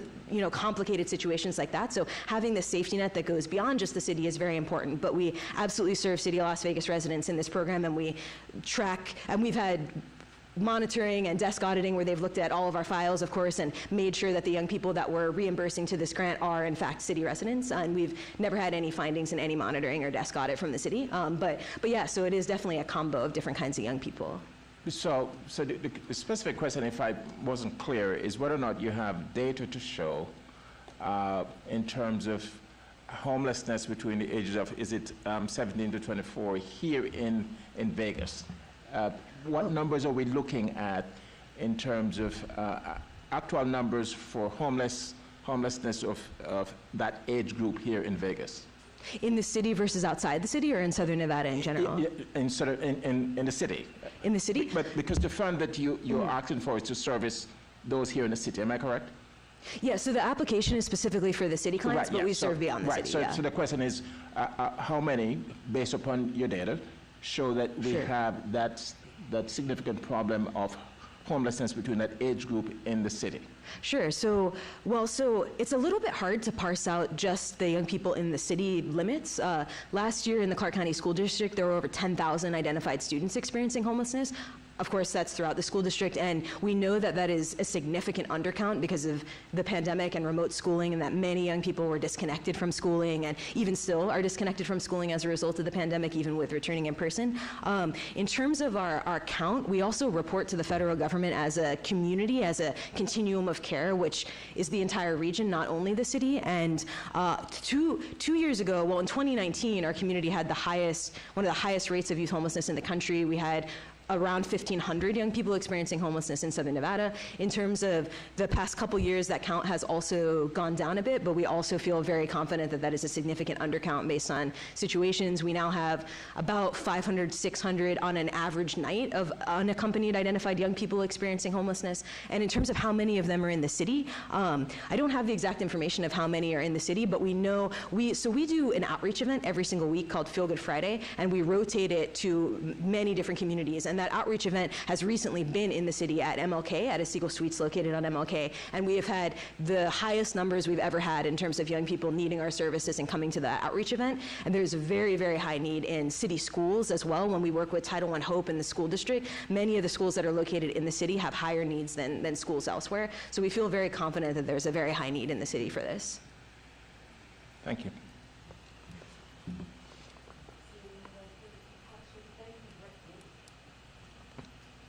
I got to turn on my mic. Hello. See no further questions. Thank you very much for your presentation and your time. Thank you very much. Appreciate it. Alrighty, moving along, we have the Culinary Academy of Las Vegas, the Way Ahead Culinary Academy Youth Hospitality Training. If you will come forward, you have 5 minutes for your presentation and 5 minutes of questions from the board. Please remember that when you speak, please state your name for the record. And if you're comfortable, since you're so far, you can remove your mask if you're comfortable doing that to speak. Thank you. Keep it on. Whenever you're ready. Hi, my name is Nancy Gotts, and I'm the Institutional Giving Manager for the Culinary Academy of Las Vegas. And the proposal that we presented in front of you is the Culinary Academies Las Vegas This Way Ahead Hospitality Training Program. We're looking to serve a minimum of 50 opportunity youth in the city that live in the city of Las Vegas. This Way Ahead is going to target opportunity youth who are between the ages of 18 and 24 and are disconnected from either school or work. There's a report out called Meet the Low-Wage Workforce that says nationwide, youth 18 to 24 account for 24% of all low-wage workers. Specifically, they're not in any school, they don't have a post-secondary degree, and no vocational training, leaving them with very, very limited job prospects.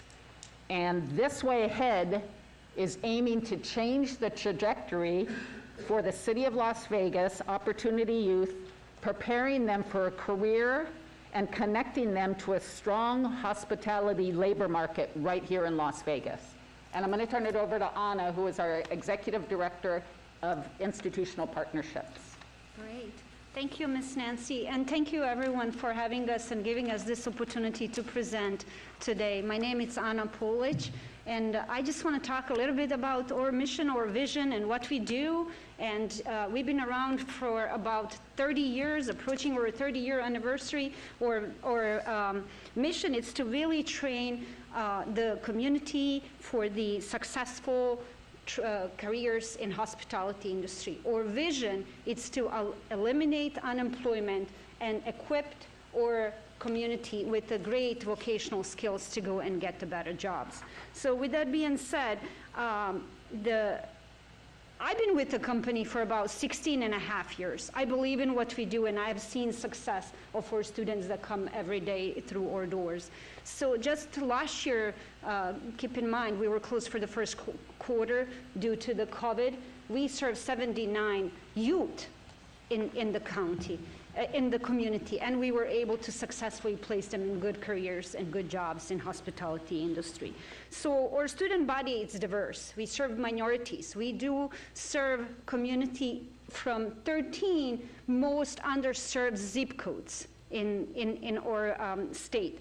So we focus on student success. With that being said, we really have a thorough qualification process for instructors. They have been in the industry for a very long time, and our ratio, it's kept to 1 to 15 students, so that every student has enough time and instructor has enough time to focus on their learning and being successful. So all students are being served, but also including those they do need ESL. The community need vocational English skills in order to go to any school, any program. I have to mention that 12 of our programs are qualified and approved by the Commission on Post-Secondary Education. With that being said, our graduation rate, it's at 85% right now. So people are eager to find the jobs and learn a skill more than that. But we help them with basic skills, life skills, building a resume, applying online, and also presenting themselves when they go to an employer. But with that being said, we work with the employer partners on the Strip. There's 35 of them where our students have an opportunity to go and work for. So we also offer digital literacy. As you know, these days you cannot even get a job. There's no more shaking hand, here I am, I can work for you. No, you have to go online and you have to correctly apply for a job. You have to have a good resume. You need to be able to upload your resume. So we help with resume building and building that self-confidence in our students so they can get these great hospitality jobs. So with the Cdbg funding, we will support 50 City of Las Vegas students. So when I say 50, that's a minimum of 50. The reason we are planning to do 50 with the support of other community agencies that we work with every day. Just to mention few, and of course CCSD. Currently, we have 6 students from Opportunity Village. We are one of their providers for the JDP program 2 that helps students with disabilities. So they're on campus learning every day. And as soon as they finish, we refer them to a vocational program and we help them to find the jobs. So we will work closely with all of these partners when it comes to supportive services. We're applying for the tuition fee for the minimum of 50, but we will look to our partners to provide a supportive and wraparound services for those students that we enroll into our program.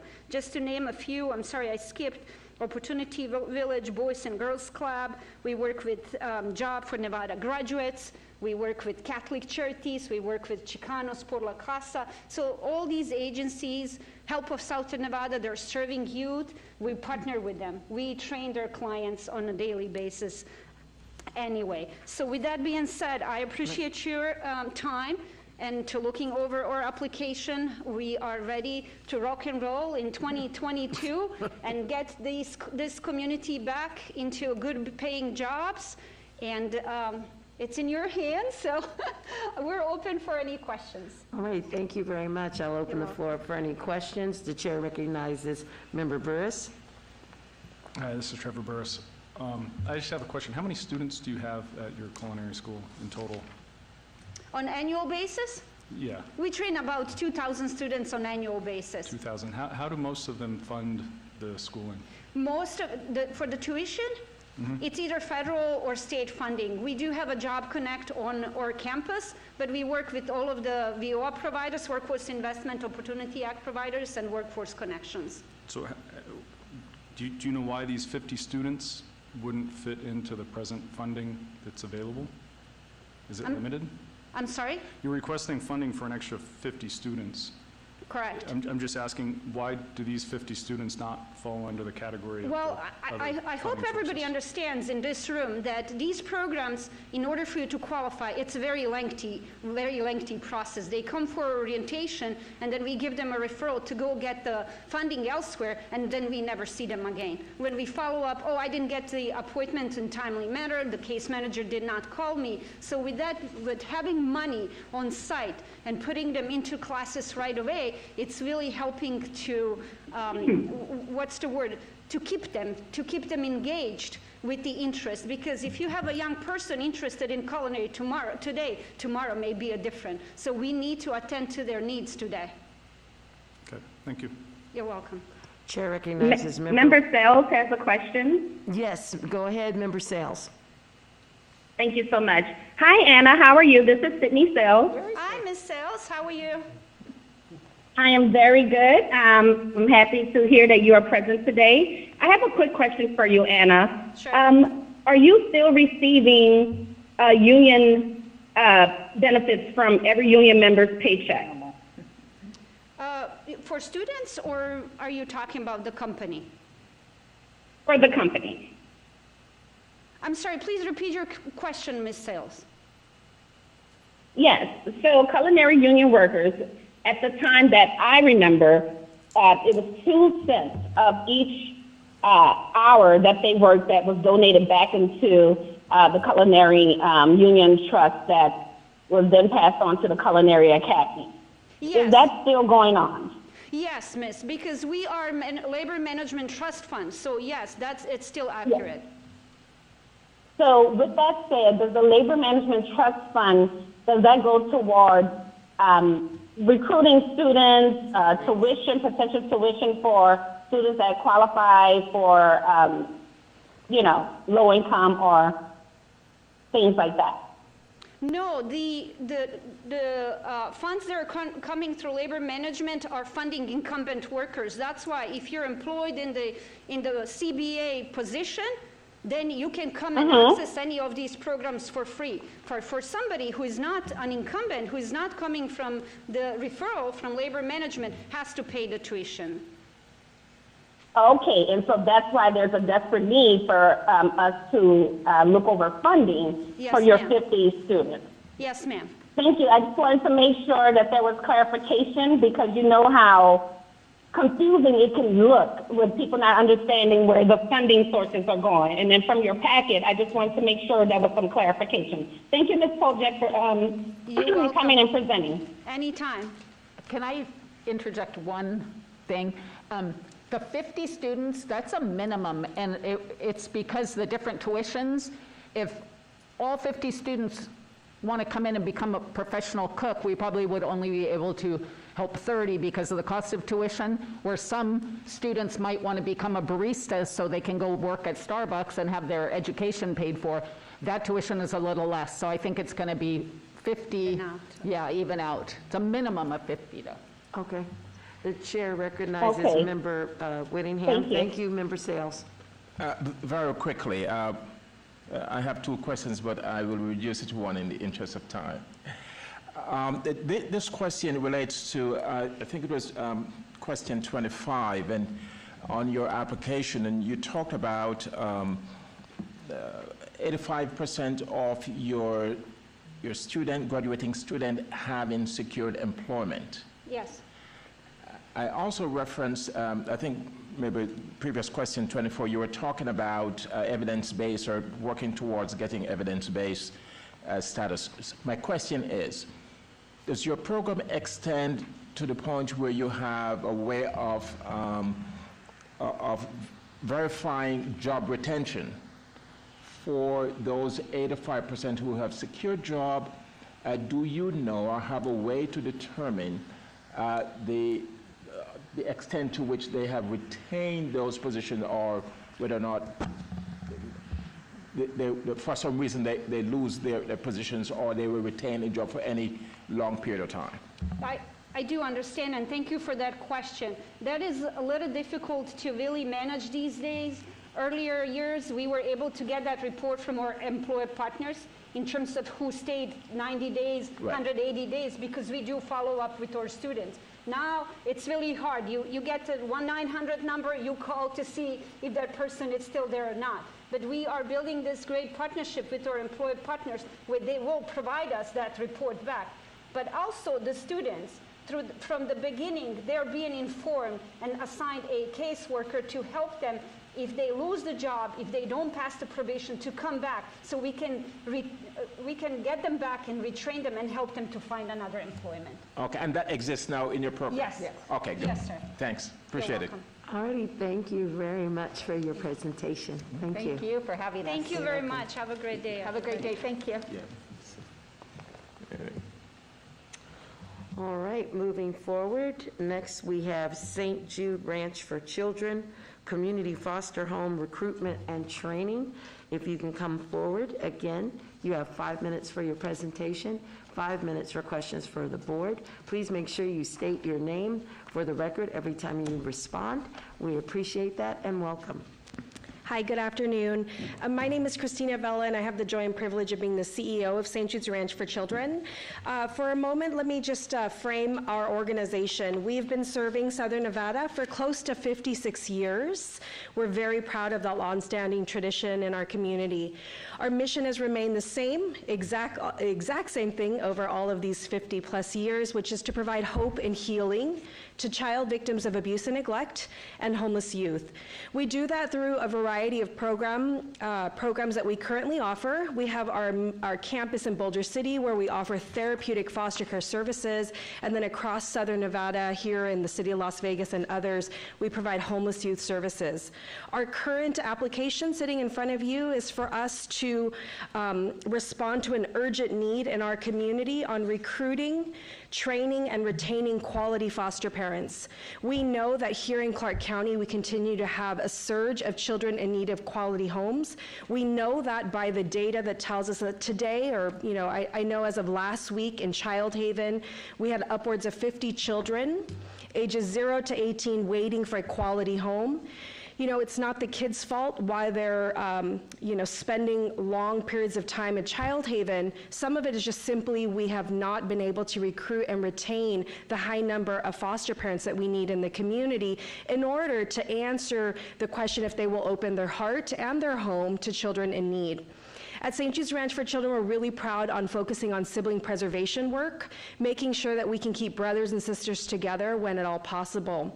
So this application here in front of you would allow us to target zip codes here in the city of Las Vegas to recruit, train, and get them licensure ready in order to place at a minimum of 25 children, but certainly our goal would be to recruit as many foster parents as possible to get them through the process.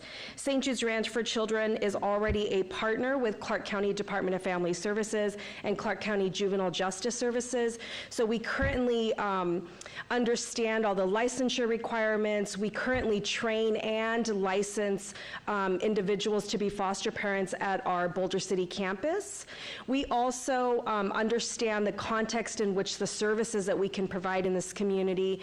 We are currently building the Healing Center, which will be a dedicated campus for child victims of sex trafficking, and do believe that if we can recruit foster homes that might be open to specialty programs like pregnant and parenting teens, young people that will be transitioning out of foster care, sibling care, indeed those that have been victims of trafficking, that we can reduce the numbers of children sitting in congregate care at Child Haven and expand a sense of normalcy for so many children that are in need.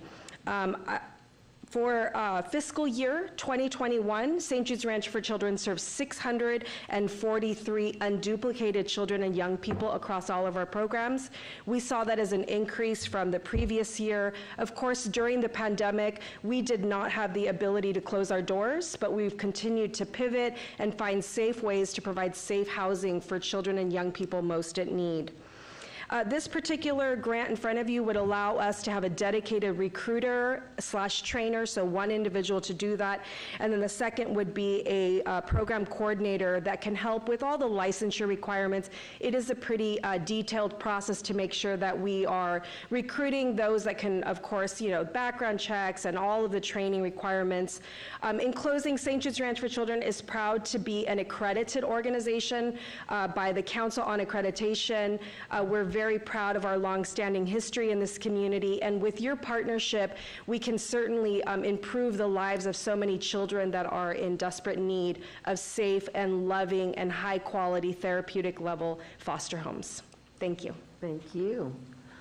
We'll open the floor up to questions for the board. The chair recognizes Member Harper. Thank you, Madam Chair. Thank you for being here. I'm right here. Oh, sorry. You are. With the mask, I couldn't tell. I apologize. Wesley Harper for the record. Certainly, St. Jude's does great work. Thank you for being here. Thank you for your presentation. I have some clarifying questions because in your application, it's packed with a lot of stuff that you are looking to get done. Is this about expanding Child Haven to Las Vegas, or is it about moving children from Child Haven to foster care, or both? Christina Vella for the record. So it would be an expansion of our therapeutic foster care services program, but it would specifically be a new program for us here in the city of Las Vegas, targeting recruiting and placement of children in need of foster care services. Okay, so not expanding, I understand what you're saying. You're expanding the ability to move children into foster care. And yes. The funding looks like it's about building capacity in order to be able to do that. Yes. Wondering how can the program begin before the staff is recruited? I'm thinking about the timing. So let's say you're awarded, then you have to go recruit somebody, then the person has to come in, et cetera. I'm wondering about the amount of time you anticipate before the program can actually get going. Yeah, this is a request to be able to hire those individuals. We certainly have community donations and partnerships so that if this grant was awarded, we would move quickly to start that recruitment process because we know it's taking some time to hire folks. Right.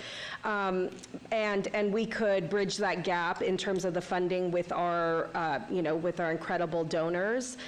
We would like to get this project up and running pretty quickly. And I was going to say something else, but I lost. Well, there. I'll stop with that. Yeah. Thank you. Thank you very much. Thank you, Madam Chair. Good afternoon. Good afternoon. My question is not so much about the operational or service delivery sector of your organization, which you seem to do well, but it just touches very briefly on the administrative part of it. And I saw a note where in one of your previous fiscal year period, 25% of your reports were not submitted timely. And my question is, what have you done to ensure, from an administrative standpoint, that for this period, those administrative issues will not become a concern for the city and the management of the grant? Of course. Christina Vella for the record. I stand here humbly apologizing for those challenges in the past. As you can imagine, managing so many different grants, there can become some challenges, but internally we've committed to we have a new system that's helping us track all of our grants and when reports are due 90 days in advance, and it's been allocated to that respective program director's responsibility to always know when those reports are due 90 days in advance. There's a tickler system that reminds them at 90 days, 60 days, 30 days, and 15 days. My assistant is also helping me track and hold program directors accountable so that we are, looking way in advance so that we can provide to the City of Las Vegas and really every donor that requires information, a timely response and quality details. So I feel very confident about the system that we've put in place, and we would greatly appreciate another opportunity to prove ourselves because I know this last time that was not a great outcome, but we're really proud of the work that we've done to date. Thank you.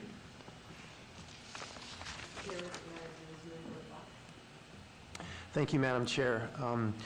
A question about question 32, and thank you for this process that you're looking to put in place. It is, I mean, you know better than I do how much it's necessary. Describe your collaboration efforts with other agencies that are specifically trying to train, recruit, equip families to bring in some of these children. Yeah, Christina Vela for the record. Thank you for that question. We're really proud of our community partnerships.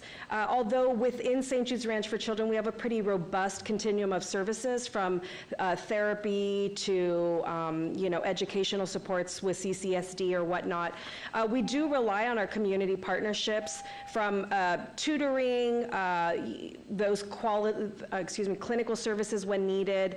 We always look within our organization first about what services we can provide, first and foremost, and then secondarily, when it's something beyond our scope or our expertise, we might look to others for childcare services, for educational support, other nonprofits. So we're part of the Family Focused Treatment Association, which is local here, which is all of the agencies like, our partners, Olive Crest, Safi, Eagle Quest, whatnot. And we come together on a regular basis to talk about needs related to respite care, just the whole, system of support that families need. So I hope that answers your question, but we are certainly always open to and willing to partner with organizations. We collect a lot of in-kind donations that, we look to partners, and then when we have, for example, extra, we'll call our other agency partners and say, hey, we've got X, Y, or Z. So it is truly a partnership across the community that we're really proud of. Okay, thank you very much, and that was Member Box. This is Chair Miller. Thank you very much for your presentation and your time. Thank you so much. Have a great day. Okay, moving on.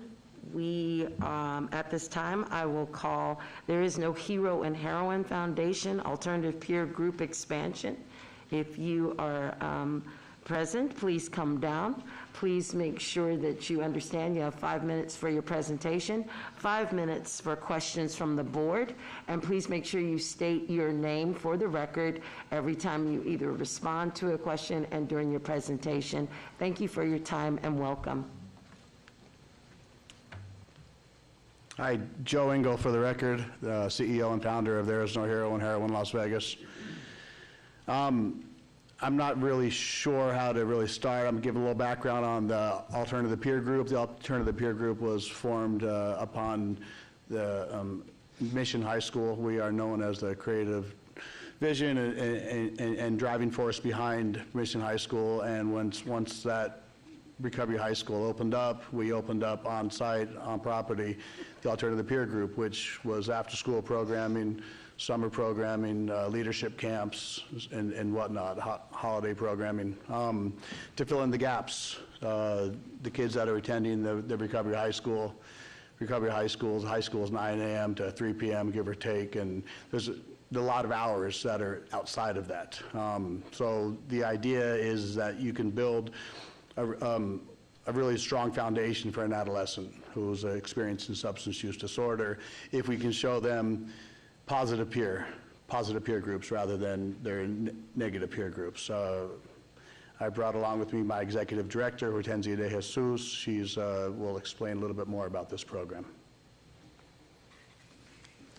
Good morning. Thank you for having me. I'm Hortensia de Jesus, the executive director of TINHI. TINHI is for short.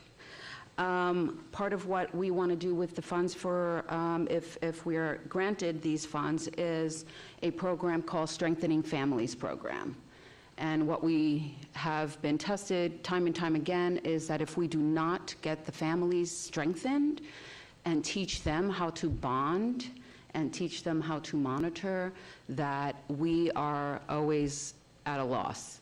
We are experiencing this both at the Alternative Peer Group, in challenging parents all of the time to bring their children, finding ways to either pick them up, do whatever we can to get them in an environment that's healthy, and showing them through peers, through other peers that we have at our agency, that recovery is possible. And if you're not having fun, then you're probably doing recovery wrong. And so we, at the alternative peer group, expose them to camping, to the ocean, to book clubs, to tutors. And we just want them to achieve what every other kid can achieve. Strengthening families came about specifically, again, because we saw that the families were not engaged as they should be, and they were barriers. So we wanted to get them more involved, but particularly the Spanish population. There is not a lot of resources for them when it comes to support, and good education on how to be a parent. Most of the kids love being with us, but the parents are not showing up and they're not learning. So if we can implement a program just for the parents, we will go to the schools, we will go to those community centers in the city limits to treat them. And one of the ways that we would do that is, incentivizing them to attend. Part of the program is getting families to bond, so we would provide a small little dinner together, then we separate the kids from the family, we do our education on, just basic rules and basic bonding, and then we bring them together. We also have learned that this would work in our outpatient program, and that's pretty much where this came from in treatment, where the clients, again, the parents were not showing up. So we want to get ahead of it. And we were frustrated with the parents and the resources that were limited out there for them when it comes to support. So we figured we need to do something about this. I was very frustrated. I was kind of angry. And so I thought, let's get ahead of it. Let's get them before they have a substance use disorder. Let's provide them with some tools that help. It's a Strengthening Families program has been around since 1982. It is well tested. Nobody has done it here in the state of Nevada. I've trained everybody on staff. And we have counselors, and we have, peer recovery support specialists, and we have mental health professionals that are also going to be facilitating as part of partnering with the program to make sure that the kids' needs are being met, but also the families. We want to do a needs assessment on the families to see what else do you all need. Do you need housing? Do you need Medicaid? Do you need food? And so that's what we intend to do. We also opened up a boutique for the youth, because what we found with the kids that were coming was not only did they have food insecurities, they had all different kinds of insecurities, including clothing.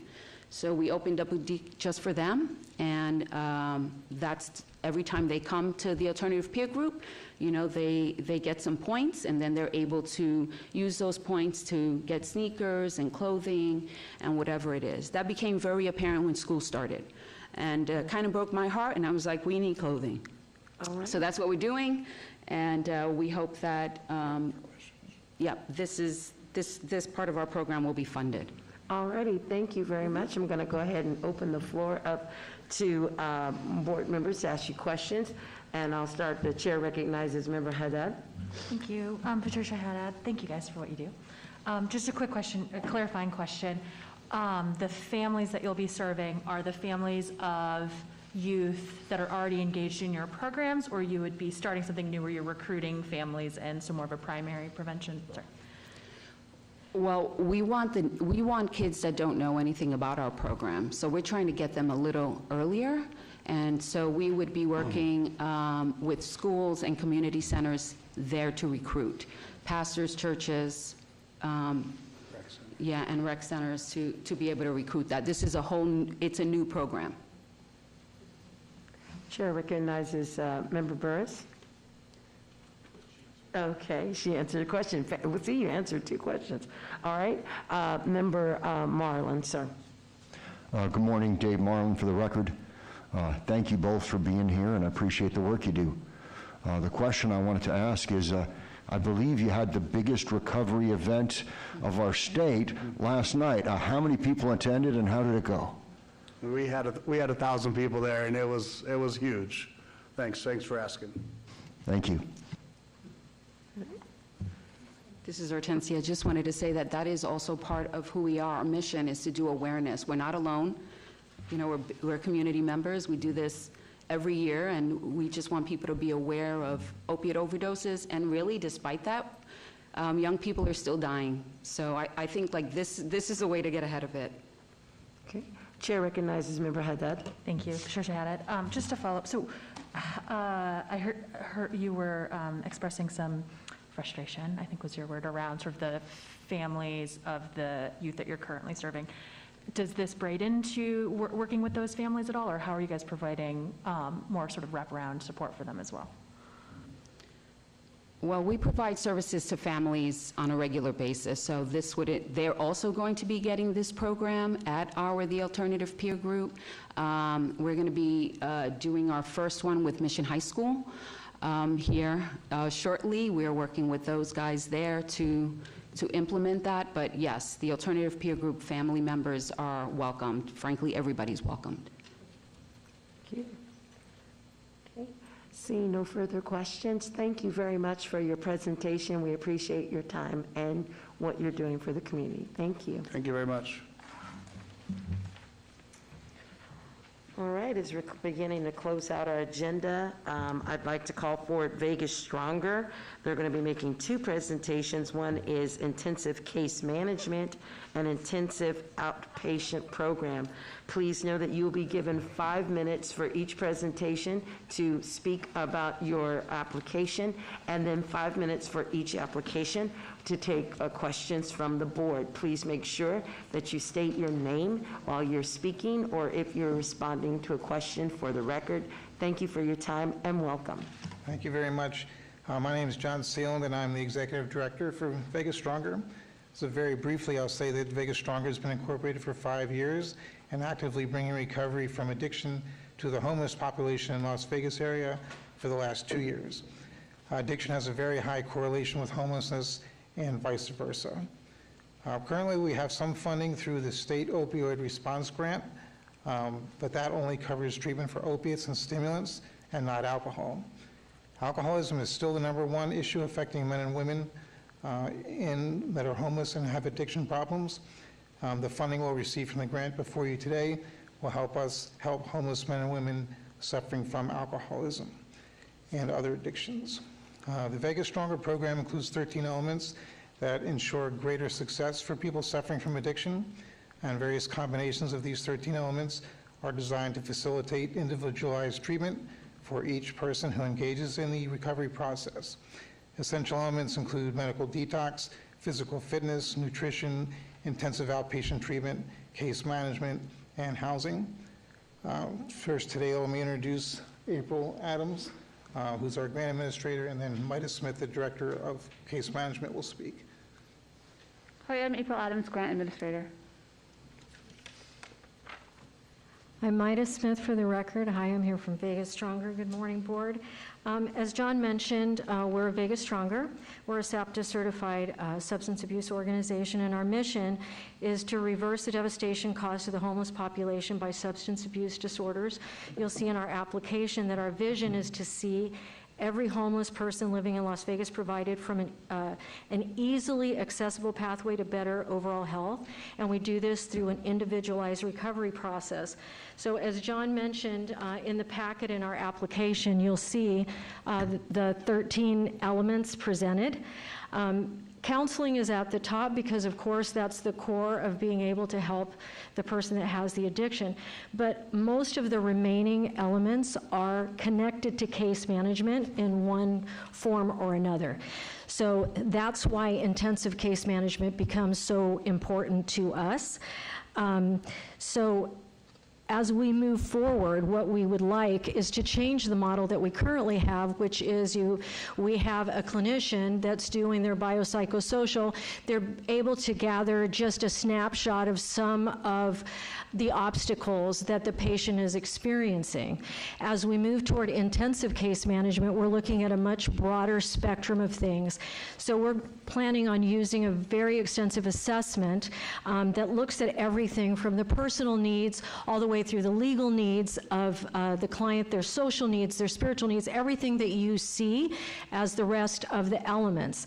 In order to do this, we need to have someone that's familiar with all of those obstacles, someone who has worked with this community, and someone that is available to do that, someone who's bilingual, because what we find sometimes too is that we have individuals that are facing immigration issues, and we need to be able to communicate with them and be able to direct them to other resources as well.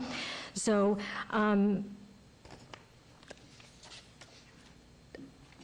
that is really the whole focus of why we're asking for the additional support in order to recruit a case manager to be able to address all of those issues. Thank you very much. I'll open up the floor for questions of board members of Vegas Stronger, their intensive case management. We'll start with Member Burris, and then we'll go to Member Winningham, and then Member Harper. Trevor Burris, do you have demonstrated success rates or predicted success rates for this? We have been operating just, since 2020, but we do have individuals that have progressed through our treatment that are being housed in the community, that have received employment, that have been connected through their MCOs and through other community providers to extended case management to ensure that their success will continue beyond just what they received at Vegas Stronger. So yes, we have had some success with our clients thus far. We do need more support with the case management to be able to ensure that we're coming alongside and being able to address all of these things. So, again, we're looking at their personal needs. As you may know, we're dealing with the chronically homeless. When we get them, we're getting them from first responders, we're getting them from detox. We're getting people that are coming in with no vital documents. They have no clothing, no hygiene items. So we're starting to help them basically from baseline. If you're looking at the pyramid, Maslow's pyramid of needs, we're starting right there at the bottom and trying to help get them started. So it takes a lot of effort, it takes a lot of coordination with the community in order to be able to just reach that level of stabilization. Then we're continuing to look at, other things like, their mental and behavioral health. So yes, we're offering IOP, but a case manager would need also to access, mental health records, clinical records from other organizations in order to be able to identify, does this person have psychiatric needs that go beyond what we're doing, and be able to coordinate with them as well for co-occurring disorders. We also look at their social needs. We need to get connected with peer recovery services so that individual will have a higher degree of success and an understanding of what life looks like beyond addiction. So we do that. We also recognize that many of the individuals that we're working with come in with legal issues. So they have outstanding warrants. We need to connect them with the court system. We need to let the court know this individual is in treatment. What can we do to help resolve these warrants and get them back on track to being able to get a job without the fear of being arrested. And then we also, of course, look at their education and employment. More importantly, too, for me, is that we also are looking to see if the individuals that come in have an intellectual disability, which we do come across from time to time, that will also impair them. If we see that they have had a chronicity of unemployment, taking a closer look at what is really going on with this individual so we can connect them with the state of Nevada's Bureau of Vocational Rehab, that we might be able able to get them the vocational training that they need, in addition to just looking at them through that clinical lens.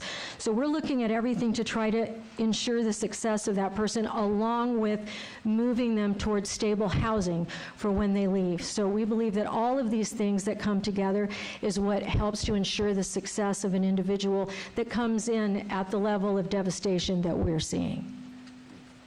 Okay, thank you, Member Whittingham, and then Member Harper, as we close out. Thank you, Madam Chair, and good afternoon. I'm Member Whittingham.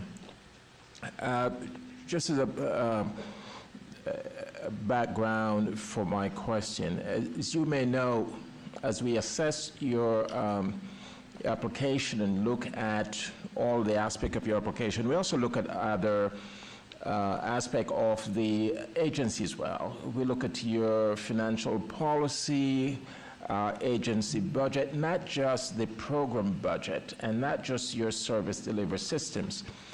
And so as I look at your program, your agency budget, I saw where rental for this period is assessed for over $202,000, which is a 100% increase from last year.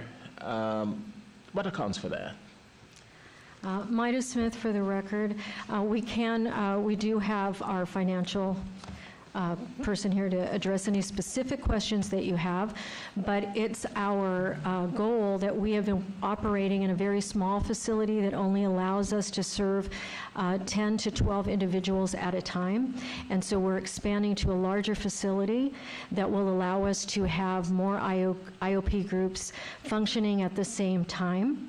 And also we'll be able to incorporate some of these elements under one roof rather than expecting our clients to have to disperse into the community to receive a lot of the services that we've identified that they may need.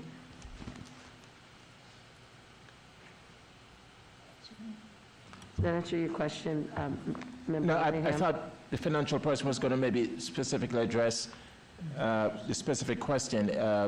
Is that a new building that you're moving into? Yes, it's a new building. And is projected to be a rental cost for $202,000? Yes, for the record, my name is Kristen Villegas, Director of Finance, and yes, we have a new building, so we are expanding. Okay, thanks. I believe was it Member Harper, was your question answered? Okay. Not seeing any further questions, we are out of time, but thank you so much for your presentation. So are you ready to go and touch on your intensive outpatient program? That's the other application. Again, you have 5 minutes for your presentation and then 5 minutes to answer questions from the board. Please make sure that you state your name when you're speaking or responding to a question. Welcome. Thank you very much. John Sealand, again, the Executive Director for Vegas Stronger. 2 quick things to answer. We are certified by SAPTA, so the question about outcomes that came up earlier, we do have to maintain a quality improvement and a quality assessment program that SAPTA reviews. We just passed about 2 weeks ago. They gave us, said it was doing very well with that. So we do have outcome measures we can get to you if you'd like those. And I guess we'll bring up Tony Carter right here. Go ahead, Tony. Good morning, I'm Tony Carter, and I'm a licensed mental health professional, and I just wanted to say thank you for having us here so we can advocate for some funds so we can hit the bricks and save a few lives. I've been in the field of addictions for a little over 28 years, 20 here in Vegas, and having been clean over 30, I can tell you that people do change. But most of them need that little starter bump, and that's where we're at when we're talking about IOP services, getting them to come in there and do something. I've been over here at Vegas Stronger, and yes, it's an IOP program. We're licensed, we're evidence-based. We do all the things that we do. We actually offer 3-hour groups 3 times a week, which is mandated so that we can stay in there. There's chemical dependency treatment, and we have these groups weekly. We also have the motivational interviewing, relapse prevention, cognitive behavioral therapy, process groups, didactic groups. We do all the basic things that IOPs do. I actually came on board with Vegas Stronger because of some of the other things I saw them actually doing, which made a big difference. And I do want to note that we're talking about intensive outpatient right now.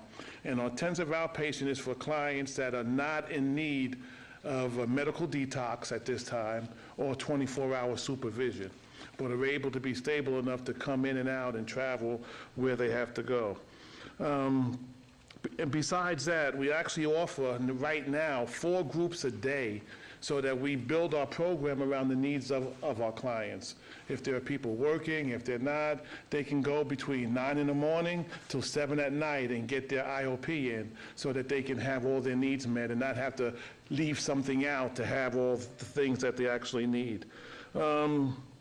We really strive to help our clients get grounded, get balanced, and we try to bring a holistic approach. I love the fact that we've created those 13 elements that you guys have record of, because that separates programs and makes better outcomes for people staying clean after leaving treatment.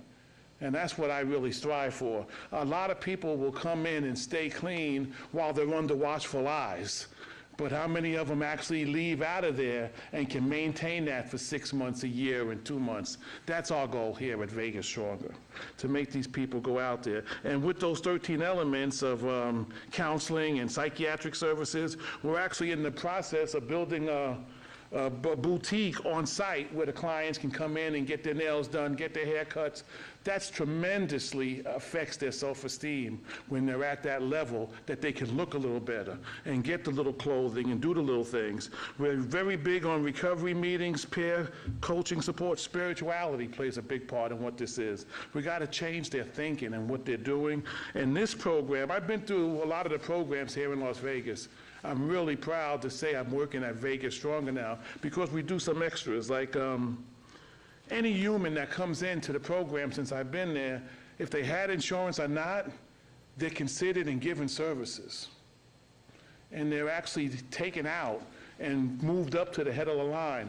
This is the first time I've been in a program here where the bottom end people that don't have insurance or don't have the best insurance are actually getting the services that they need, and they're not the first ones out the door either. We keep them in here. I'm really proud to say that I know we've had several clients that have completed their time in the program, but they felt and we felt they needed more time, so we've kept them in the program without being reimbursed.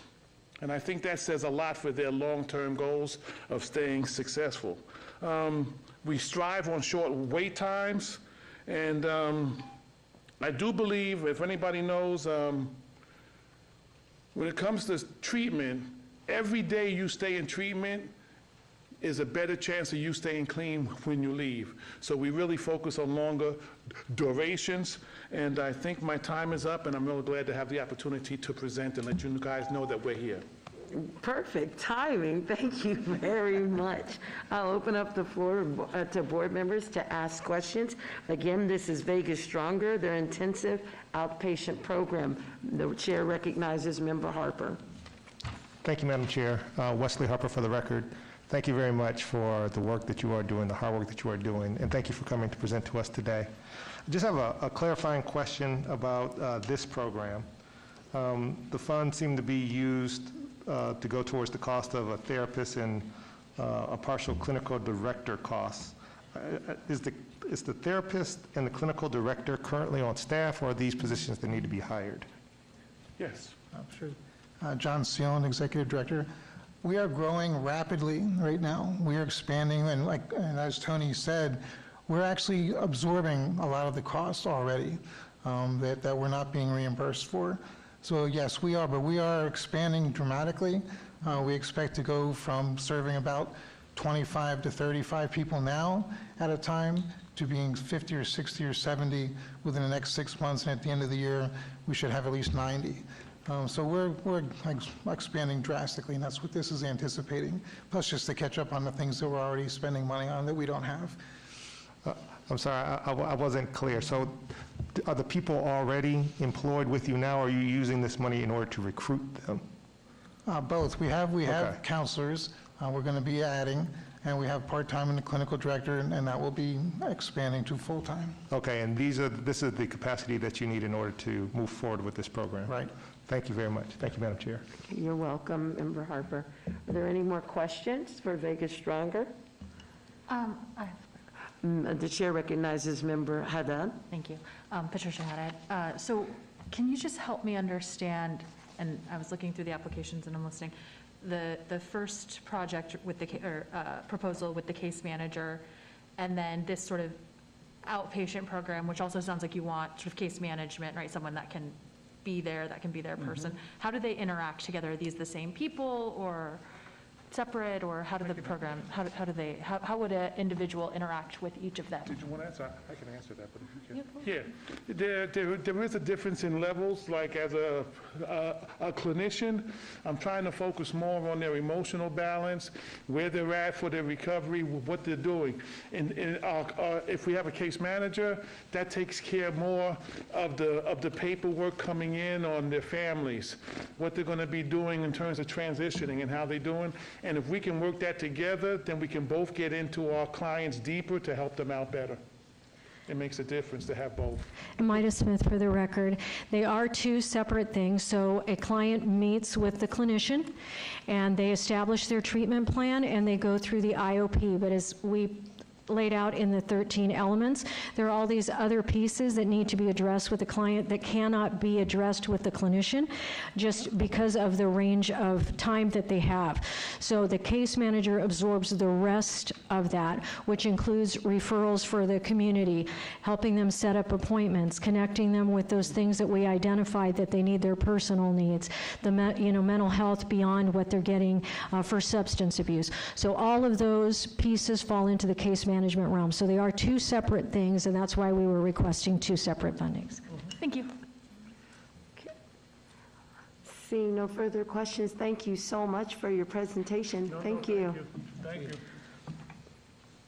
All right, we're going to move forward to the YMCA of Southern Nevada and their application for Durango Hills Early Childhood Education. Please remember, you have 5 minutes for your presentation and then 5 minutes for questions with the board. Please make sure you state your name for the record and also when you're responding to a question. Thank you for your time and welcome. Thank you, Madam Chair. If I can do it in under 5 minutes, Melanie said she would do the YMCA dance, so I'm going to try to speak very quickly here. Madam Chair and members of the board, good afternoon. My name is Jordan Samaggio, Community Development Director for the YMCA of Southern Nevada. Thank you so much for the opportunity to tell you a little bit about the YMCA and our early childhood education program. The YMCA movement has an enduring 177-year heritage within the United States, with deep roots in Southern Nevada that was established with the first Las Vegas branch 77 years ago. We're the nation's leading charity committed to strengthening community through a wide range of programs that focus on youth development, healthy living, and social responsibility. We proudly focus our work on uplifting the lives of vulnerable populations. So in this effort, we work tirelessly to ensure everyone has access to needed services regardless of their age, income, background, or abilities. The Y takes the identifier community-based organizations seriously by working within underserved communities and responding in real time to their local needs. And over the last few years, the need for access to high-quality, affordable early childhood education in the communities we serve has become increasingly prevalent. Early childhood education is an urgent issue within the Las Vegas community. By the time a child enters kindergarten, their brain is already 90% developed. During these first 5 years of life, affluent families are able to immerse their children in a variety of educational activities such that they enter school ready to build upon that foundational knowledge. Meanwhile, at-risk youth enters school with lower levels of knowledge and social competencies that are important for subsequent school success. Longitudinal data demonstrate that these early gaps widen as the children progress through school.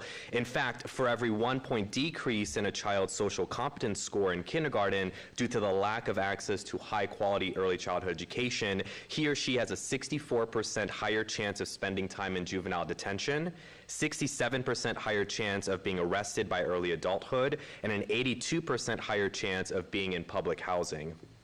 Unfortunately, 48% of at-risk youth enter kindergarten already behind.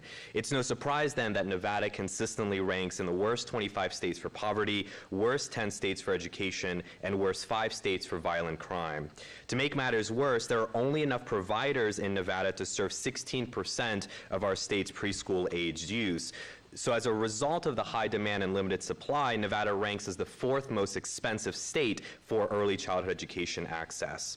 Fortunately, a substantial body of literature supports the conclusion that children who live in poverty and attend a high-quality preschool program experience long-lasting positive effects. And that's where the YMCA steps in, applying one of the strongest evidence-based early childhood education curricula in the nation and ensuring that it's accessible for the children who need it most.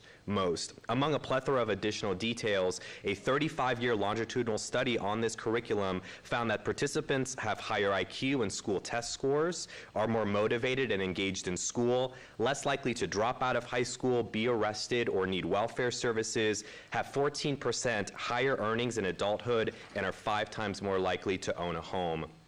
The comprehensive benefits of this program translate to a return on investment of $16.14 for every dollar. In the context of this $104,500 grant, this equates to over $1.6 million back in the Las Vegas economy. Few other projects provide such a high and research-driven return.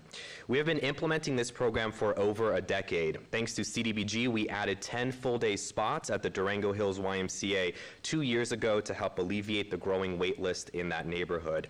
We're proud to have surpassed our participant goal by 46% in that first year and by 75% in our second year so far. We did have 10% of our grant funds left over in the first year due to unforeseeable pandemic impacts, but continue to be on track to fully spend down our grant this year. We were also so honored by a successful grant audit and to be recognized by the audit team for the strength of our grant implementation plan. The application before you today asks for your vote to sustain those 10 full-day spots and add an additional 5 to further draw down the program's yearly wait list. The $104,500 is a 9% increase in funding despite a 40% increase in program outcomes. The funding would support competitive teacher wages in light of the national labor shortage, program supplies, and scholarships to ensure the program is accessible for the youth who need it most. Thank you so much for your time and consideration. Off to you, Melanie. All righty, on time. Thank you very much. Thank you. Any questions from members of the board for the YMCA of Southern Nevada, Durango Hills Early Childhood Education? The chair recognizes Member Whittingham. Hi, good afternoon. I am Member Whittingham. The history of YMCA and what they do for the community goes without saying, just of great value. But as you know, as we look at these applications, we look at not just your program delivery, but we also look at your financial policy, fiscal policy, and other things. And my question pertains to the budget. Okay. Not just the program budget, but the agency budget as well for this period. And specifically on your expenditure portion of the budget, there are specific itemized area that you allocate funds to. And I see here where you have 3 categories under the broad category of other. There are 3 lumped there. Those 3 categories put together amounts to just over $2.5 million, which would be, in terms of the unit, second only to your salary. What accounts for those 3 other unnamed categories that are listed as others? Yes, Jordan Smadro for the record. Thank you so much for that question. I can clarify that for you. That first other category is outreach, marketing, public relations, and postage. The second category is contract services and national and municipal dues. And then the third category is maintenance, maintenance reserve, depreciation, interest expense, and occupancy costs. Okay, thanks. You're very welcome. Okay, are there any more questions that the board has for the YMCA of Southern Nevada and Durango Hills Early Childhood Education?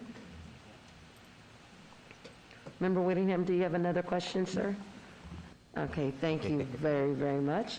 Not seeing any, thank you very much for your presentation and for your time. Thank you very much. You're welcome.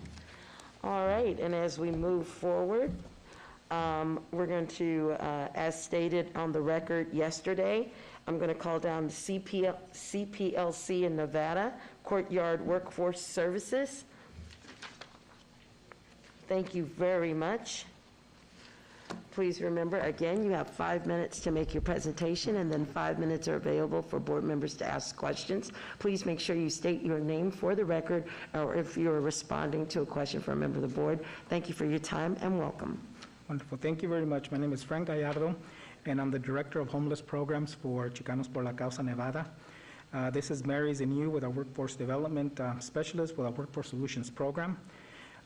First of all, thank you for the honor and the privilege to be here, to be able to present a request for funding to introduce work opportunities for the Courtyard Homeless Resource Center. Just a little bit about Chicanos por la Causa. CPLC is an organization that has existed for over 52 years. We're a regional organization. In Nevada, we have had the privilege of beginning services in 2010 and have been providing services for over a decade. We initially began providing services, housing counseling services here in Las Vegas, and over the last decade have expanded our services across the entire state of Nevada. Our impact areas are economic development. That includes our youth build. We are the youth build provider for the state of Nevada. We provide general workforce opportunity services, small business lending services. We also provide housing and real estate services, housing counseling services, supportive housing under HOPWA. That is providing supportive housing to individuals who are living with HIV/AIDS and families. That's provided here in Las Vegas. We are also providing supportive housing services under Operation Home. We are working with 40 households and moving them into rapid rehousing services here in Las Vegas and greater Clark County. We are also a real estate developer and manage various properties. We also provide a pillar of health and human services that includes behavioral health services. We manage, this is in partnership with Nevada Health Services and the UNLV School of Medicine, providing psychiatric counseling services to adolescents who have been impacted by the inability of interacting with youth as a result of COVID. And in particular, we are the service provider for the Courtyard Homeless Resource Center. This is a partnership between us and the City of Las Vegas. We are the direct service provider, have been at the helm since May of 2020. The Courtyard Homeless Resource Center recently has expanded our facility. We were providing services out of a facility that was roughly about 0.4 acres. We are now providing services in an expanded facility that's a little over 2 acres. This has allowed us the ability to increase the number of services that we're providing. At any point in time, we have individuals at the courtyard in the neighborhood of 350, 400 individuals that are taking advantage of the array of services that we provide there. We provide bin management services, giving them the ability to be able to store personal items in one of those 20-gallon trash bins. They are available on a first-come, first-served basis. One of the more popular services that we offer. More recently, we now have fixed facilities for them. We just introduced shower services there at the courtyard. Shower services are available throughout the day, and for individuals that are working, have the ability to take a shower 24/7. We also have our guests have access to a computer room. We have 12 computers available for them, along with telephone services. We run a mail distribution center. In essence, we run a mini post office for many of our guests. who utilize the courtyard as an address for them to be able to or receive communication. One of the gaps that we're seeing is a gap in terms of the ability for, as a provider, to be able to provide workforce services, which is a reason that we're before this body to request that funding to integrate work opportunity services at the courtyard to increase and expand the wraparound services that we're currently providing. With that said, I'll pass it over to Mary, who will give a little bit more information in terms of the program itself. Hi, my name is Mary Zenu. I'm a workforce development specialist. Thank you for having us. So really quick, what the funding would allow us to do is to bring an on-site full-time workforce development specialist to help one-on-one the individuals. All of the guests would be welcome to the services. They would be assessing employability, soft skill development, job search assistance, coaching to support job retention. We can assist them with bus pass, clothing vouchers, gift cards, supplies for the job, certifications, and just as a summary, we know that they are a unique population with difficult challenges, and so we plan, but also plan to be flexible and adapt. Thank you very much. Right on time. We like that. I will open the floor for any questions from members of the board. I will start to my left and recognize Member Marlin, and then follow with Member Whittingham. Thank you. Good morning, Dave Marlin for the record. Good afternoon. First of all, thank you both for what you do. Y'all are truly the last door on the block for a lot of the people in our town. However, I have two questions. One, I see in question 33 that you have no collaborating partners and no MOUs, and I'll ask you one to address that. And then the second question is, last time I looked, you'd put mats outside for people to lay down on to sleep at night, and I'm going to ask you, do you think that's humane? To respond to your first question, and that's that although we don't have formalized MOUs, we do have a number of providers that come on site. We're working with the 4 MCU providers. We're working with state welfare services, disability services. I mean, just an array of different providers who come on site. We are definitely open to expand those services to formalized MOUs, and we're actually in the process of conversations with a number of providers to do exactly that. And I'll say that the reason that there was a reluctance for the establishment of MOUs is that the previous courtyard was a little bit smaller, and there was space constraints that we had to work with. Now with the expanded facility, there is more room and availability to be able to provide more focused types of services through providers that specialize in particular areas. Thank you for part one. Could you do part two? And part two is that we're working with a number of providers. We're doing our part. We're filling a gap. We would love, our goal is to house and move everyone into housing. That is exactly why we exist and why we're there, to be able to do every single day. And so the best that I can answer that is that it's a service of many other services. But the goal is to assure that we're moving everybody into housing. We work very closely with other partner agencies, other shelters around the corridor of hope. So first and foremost, trying to move them into a suitable housing for our guests. Thank you. Member Whittingham. Thank you, Madam Chair. Hi, good afternoon.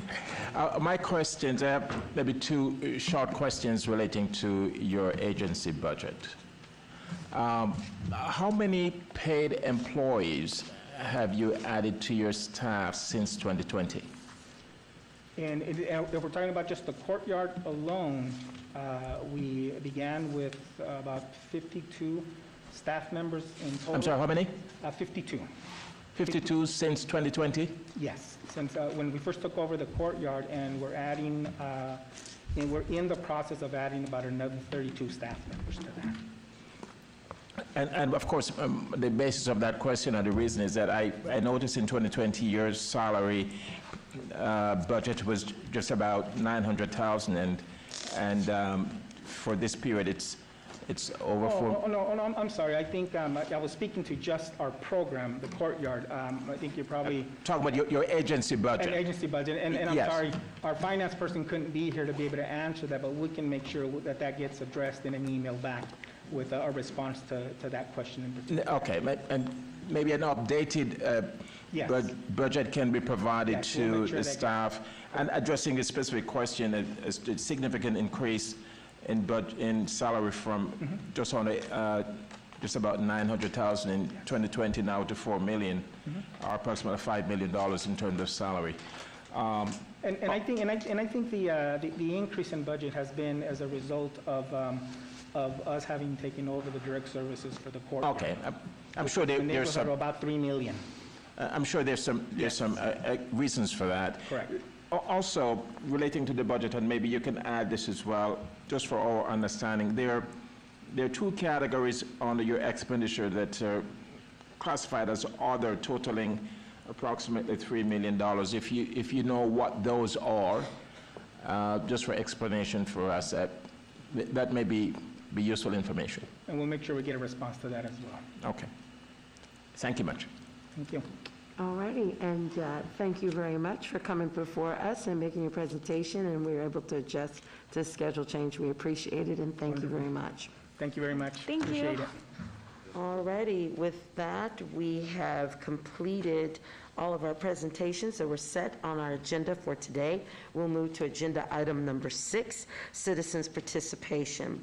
Public comment during this portion of the agenda must be limited to matters within the jurisdiction of the commission. No subject may be acted upon by the commission unless that subject is on the agenda and is scheduled for action.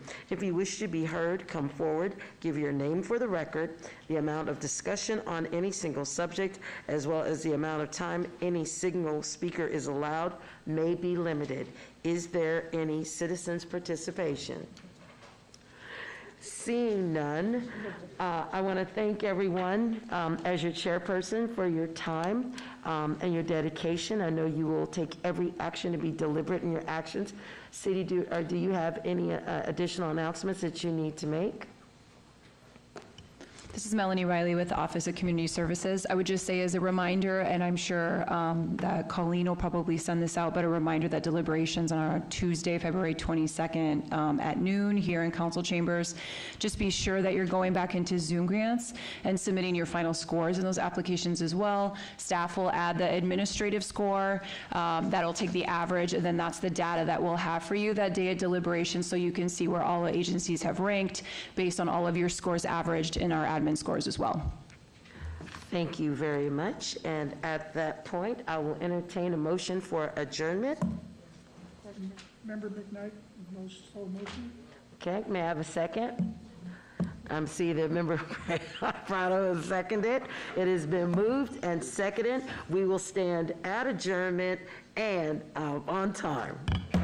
Good job, Madam Chair.